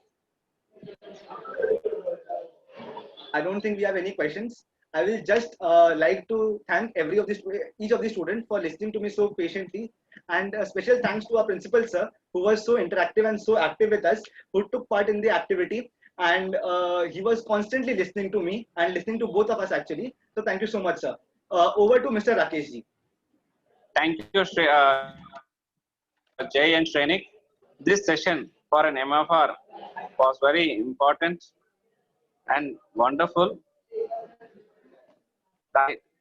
The students of Einstein International School have learned a lot, and the basic first aid been taught by you and Shrenik. अब मैं आमंत्रित करना चाहूंगा Einstein international school के डोंडाईचा के प्रधानाचार्य को अपने फीडबैक के साथ Shri Sharad ji Sharma. Principal sir. Thank you Rakesh sir. सबसे पहले तो मैं बधाई देता हूँ 13 टास्क फोर्स को, क्योंकि बहुत अच्छा इनिशिएटिव है ये जो मिशन एम्पावरमेंट वाला। और थैंक यू बोलना चाहूँगा अखिल भारतीय तेरापंथ युवक परिषद को, जिन्होंने ये तेरापंथ टास्क फोर्स को प्रमोट किया है। और आचार्य श्री का आशीर्वाद जो है वो कंटिन्यूस आपको मिल रहा है, और कंटिन्यूसली आप लोग जो है वो जन सेवा में लगे हैं। मैंने अभी कुछ फोटोग्राफ देखे थे कि कोरोना काल में भी जो है वो कोरोना के लिए बहुत कार्य किए हैं, और लगातार ऐसे कार्य करते जाए, क्योंकि आगे आने की ज़रूरत है। और जो हमारे देश का यूथ है, जब तक वो आगे आएगा नहीं तब तक शायद हम कुछ अचीव नहीं कर पाएंगे और आत्मनिर्भर हम बन नहीं पाएंगे। और हमारे जो बच्चे हैं वो कंटिन्यूसली क्योंकि आज सुबह से हम जब इनकी जो क्लासेस होती हैं उसमें जाकर के टीचर्स ने बताया, मैं बच्चों को एक बात और बताना चाहूँगा यहाँ पर, इसमें एक छोटा सा एड ऑन करूँगा। अगर हमारे दोनों जो ट्रेनर्स हैं जय जी हैं और हमारे श्रोनिक जी हैं वो इजाज़त देते हैं, तो कि सबसे इम्पॉर्टेंट चीज़ जो है वो, अगर कोई भी विपरीत परिस्थिति है उसमें सबसे इम्पॉर्टेंट चीज़ है आपके पास एक चीज़ होना चाहिए। भले ये इतने सारे सामग्री नहीं हो, लेकिन आपके पास होना चाहिए साहस, जो आपको हमेशा आगे लेके जाता है। और अगर वो नहीं है तो आप घबरा जाएंगे, आपके पास बहुत सारा सामान होगा, आप उसका यूज़ नहीं कर पाएंगे। ये हमारे बहुत सारे बच्चे जो हैं वो डिस्कवरी चैनल पे बेयर ग्रिल्स के शोज़ देखते हैं और बड़े इंस्पायर्ड हैं उनसे, और उसमें ज़रूर ठीक है लाइफ सर्वाइवल के लिए बहुत सारी चीज़ें बताई जाती हैं, बट जो प्रैक्टिकल करने बैठते हैं ना तब मज़ा आता है। और जब घबराहट होती है तो आप इमेजिन नहीं करेंगे कैसे होता है। सांप को देख लेने में ही घबराहट होकर के पसीना छूट जाता है, काटना तो बहुत दूर की बात है। मेरे को पता है क्योंकि मैं इन जानवरों के बीच में बहुत टाइम बिताया है, क्योंकि मैं जूलॉजी का स्टूडेंट हूँ, तो मरे हुए जानवर बहुत आसपास होते थे और कुछ जिंदे भी मिल जाते थे कभी कभी। छिपकलियों से तो बड़ा पाला पड़ता है, और अभी भी पड़ता है छिपकलियों से, और पहले भी पड़ता था। लेकिन जब तक साहस नहीं होगा आप आगे कुछ नहीं कर पाएंगे। तो ये सारे बच्चों के लिए मैसेज है कि साहस से ही किसी भी विपरीत परिस्थिति में आप आगे जीत सकते हैं। वो कहते हैं ना कि सच और साहस है जिसके मन में, अंत में जीत है उसी की भैया। तो सारे बच्चे उस चीज़ को ध्यान रखें। बहुत अच्छी training sir, thank you very much, बहुत धन्यवाद। हमारे जो मैनेजमेंट से हमारे जो चेयरमैन हैं सौरभ मुनोत हैं, हमारे राजेश मुनोत सर हैं, तेरापंथ से काफ़ी नज़दीक लेकर के गए और काफ़ी सीखने को मिला, और बहुत अच्छा जो है हमको यहाँ पे मार्गदर्शन दिया गया आप सभी के द्वारा। आज रोटरी क्लब दोंडाईचा सीनियर्स और इनर व्हील क्लब दोंडाईचा भी हमारे इस आयोजन का हिस्सा हैं, तो मैं उनका भी बहुत बहुत धन्यवाद करता हूँ। और आप सभी जो हैं वो इस पूरे इनिशिएटिव से लगातार जुड़े रहें, और जब कभी भी, अभी तो आज वर्चुअल मिशन एम्पावरमेंट है, बट मैं इनवाइट करता हूँ पूरे तेरापंथ टास्क फोर्स और अखिल भारतीय तेरापंथ युवक परिषद को कि वो जब कभी भी स्कूल शुरू हो दोंडाईचा और नंदुरबार, हमारे दोनों स्कूलों को आप इसी तरह से मार्गदर्शन देने जरूर आएँ, क्योंकि बहुत एक्टिवली सब पार्टिसिपेट करते हैं। और हम लोगों ने हमारे दोनों स्कूलों में जीवन विज्ञान का पाठ्यक्रम भी शुरू किया। हमारे बच्चे सब एक्सरसाइज करते हैं सुबह सुबह, जब लेक्चर्स होते टीचर्स करवाते हैं उनको। तो ये सारी चीज़ें जो हैं, एक्टिविटीज़ जो हैं, बड़ी सुंदर तरीके से चलती हैं और लगातार जो है हमको मार्गदर्शन मिलता रहता है। योगा डे वगैरह जैसे होते हैं तो उसमें हमको लगातार मार्गदर्शन मिलता रहता है। तो आप सभी का फिर से एक बार बहुत बहुत धन्यवाद राकेश जी। और हमारे दोनों जो ट्रेनर्स थे आज के, मतलब बहुत अच्छी, एक तो बहुत सिंपल लैंग्वेज के अंदर बच्चों को समझाना और उनके साथ अटैच हो पाना, ये बहुत ख़ास होता है। इसलिए मैं आप दोनों का भी अभिनंदन करता हूँ और पूरे अहिंसा इंटरनेशनल स्कूल की तरफ से मेरे सारे शिक्षकों और मेरे पूरे स्कूल के हमारे जितने भी बच्चे हैं उनकी तरफ से आपका बहुत बहुत धन्यवाद। पूरा तेरापंथ समाज और तेरापंथ परिषद, अखिल भारतीय तेरापंथ युवक परिषद और तेरापंथ टास्क फोर्स, बहुत बहुत धन्यवाद आपका। Thank you principal sir. Sir, जिस स्कूल में आप जैसे प्रधानाचार्य हो, उन बच्चों से तो पता चल रहा है आप बच्चों को एक पॉजिटिव एनर्जी दे रहे हैं। इस लॉकडाउन और इस पैंडेमिक के बीच में भी आप बच्चों को इतना हौसला अफजाई करके उनको इस सेशन अटेंड करवाया। Thank you sir. Thank you, बहुत धन्यवाद। Thank you. अब मैं आभार ज्ञापन के लिए आमंत्रित करना चाहूंगा इनर व्हील क्लब के अध्यक्ष श्रीमती मौर्य जी पारक से। Hello everyone. श्रीमती मौर्य, आवाज आ रही है? हेलो, आवाज आ रही है? यस मैम, आवाज आ रही है madam. The ignited soul, compared to any resource, is the most powerful resource on the earth, above the earth and under the earth. Above lines are a part of APJ Abdul Kalam's poem, and I think so it is apt in this situation, so that you ignite tender minds. So I would like to thank everyone present for this webinar, as well as a most important gratitude for Terapanthi Task Force for such a wonderful information. You explained it in very simple way how we can help someone who is in pain. Thank you so much. Really, I was very happy to be a part of this webinar. Thank you, everyone.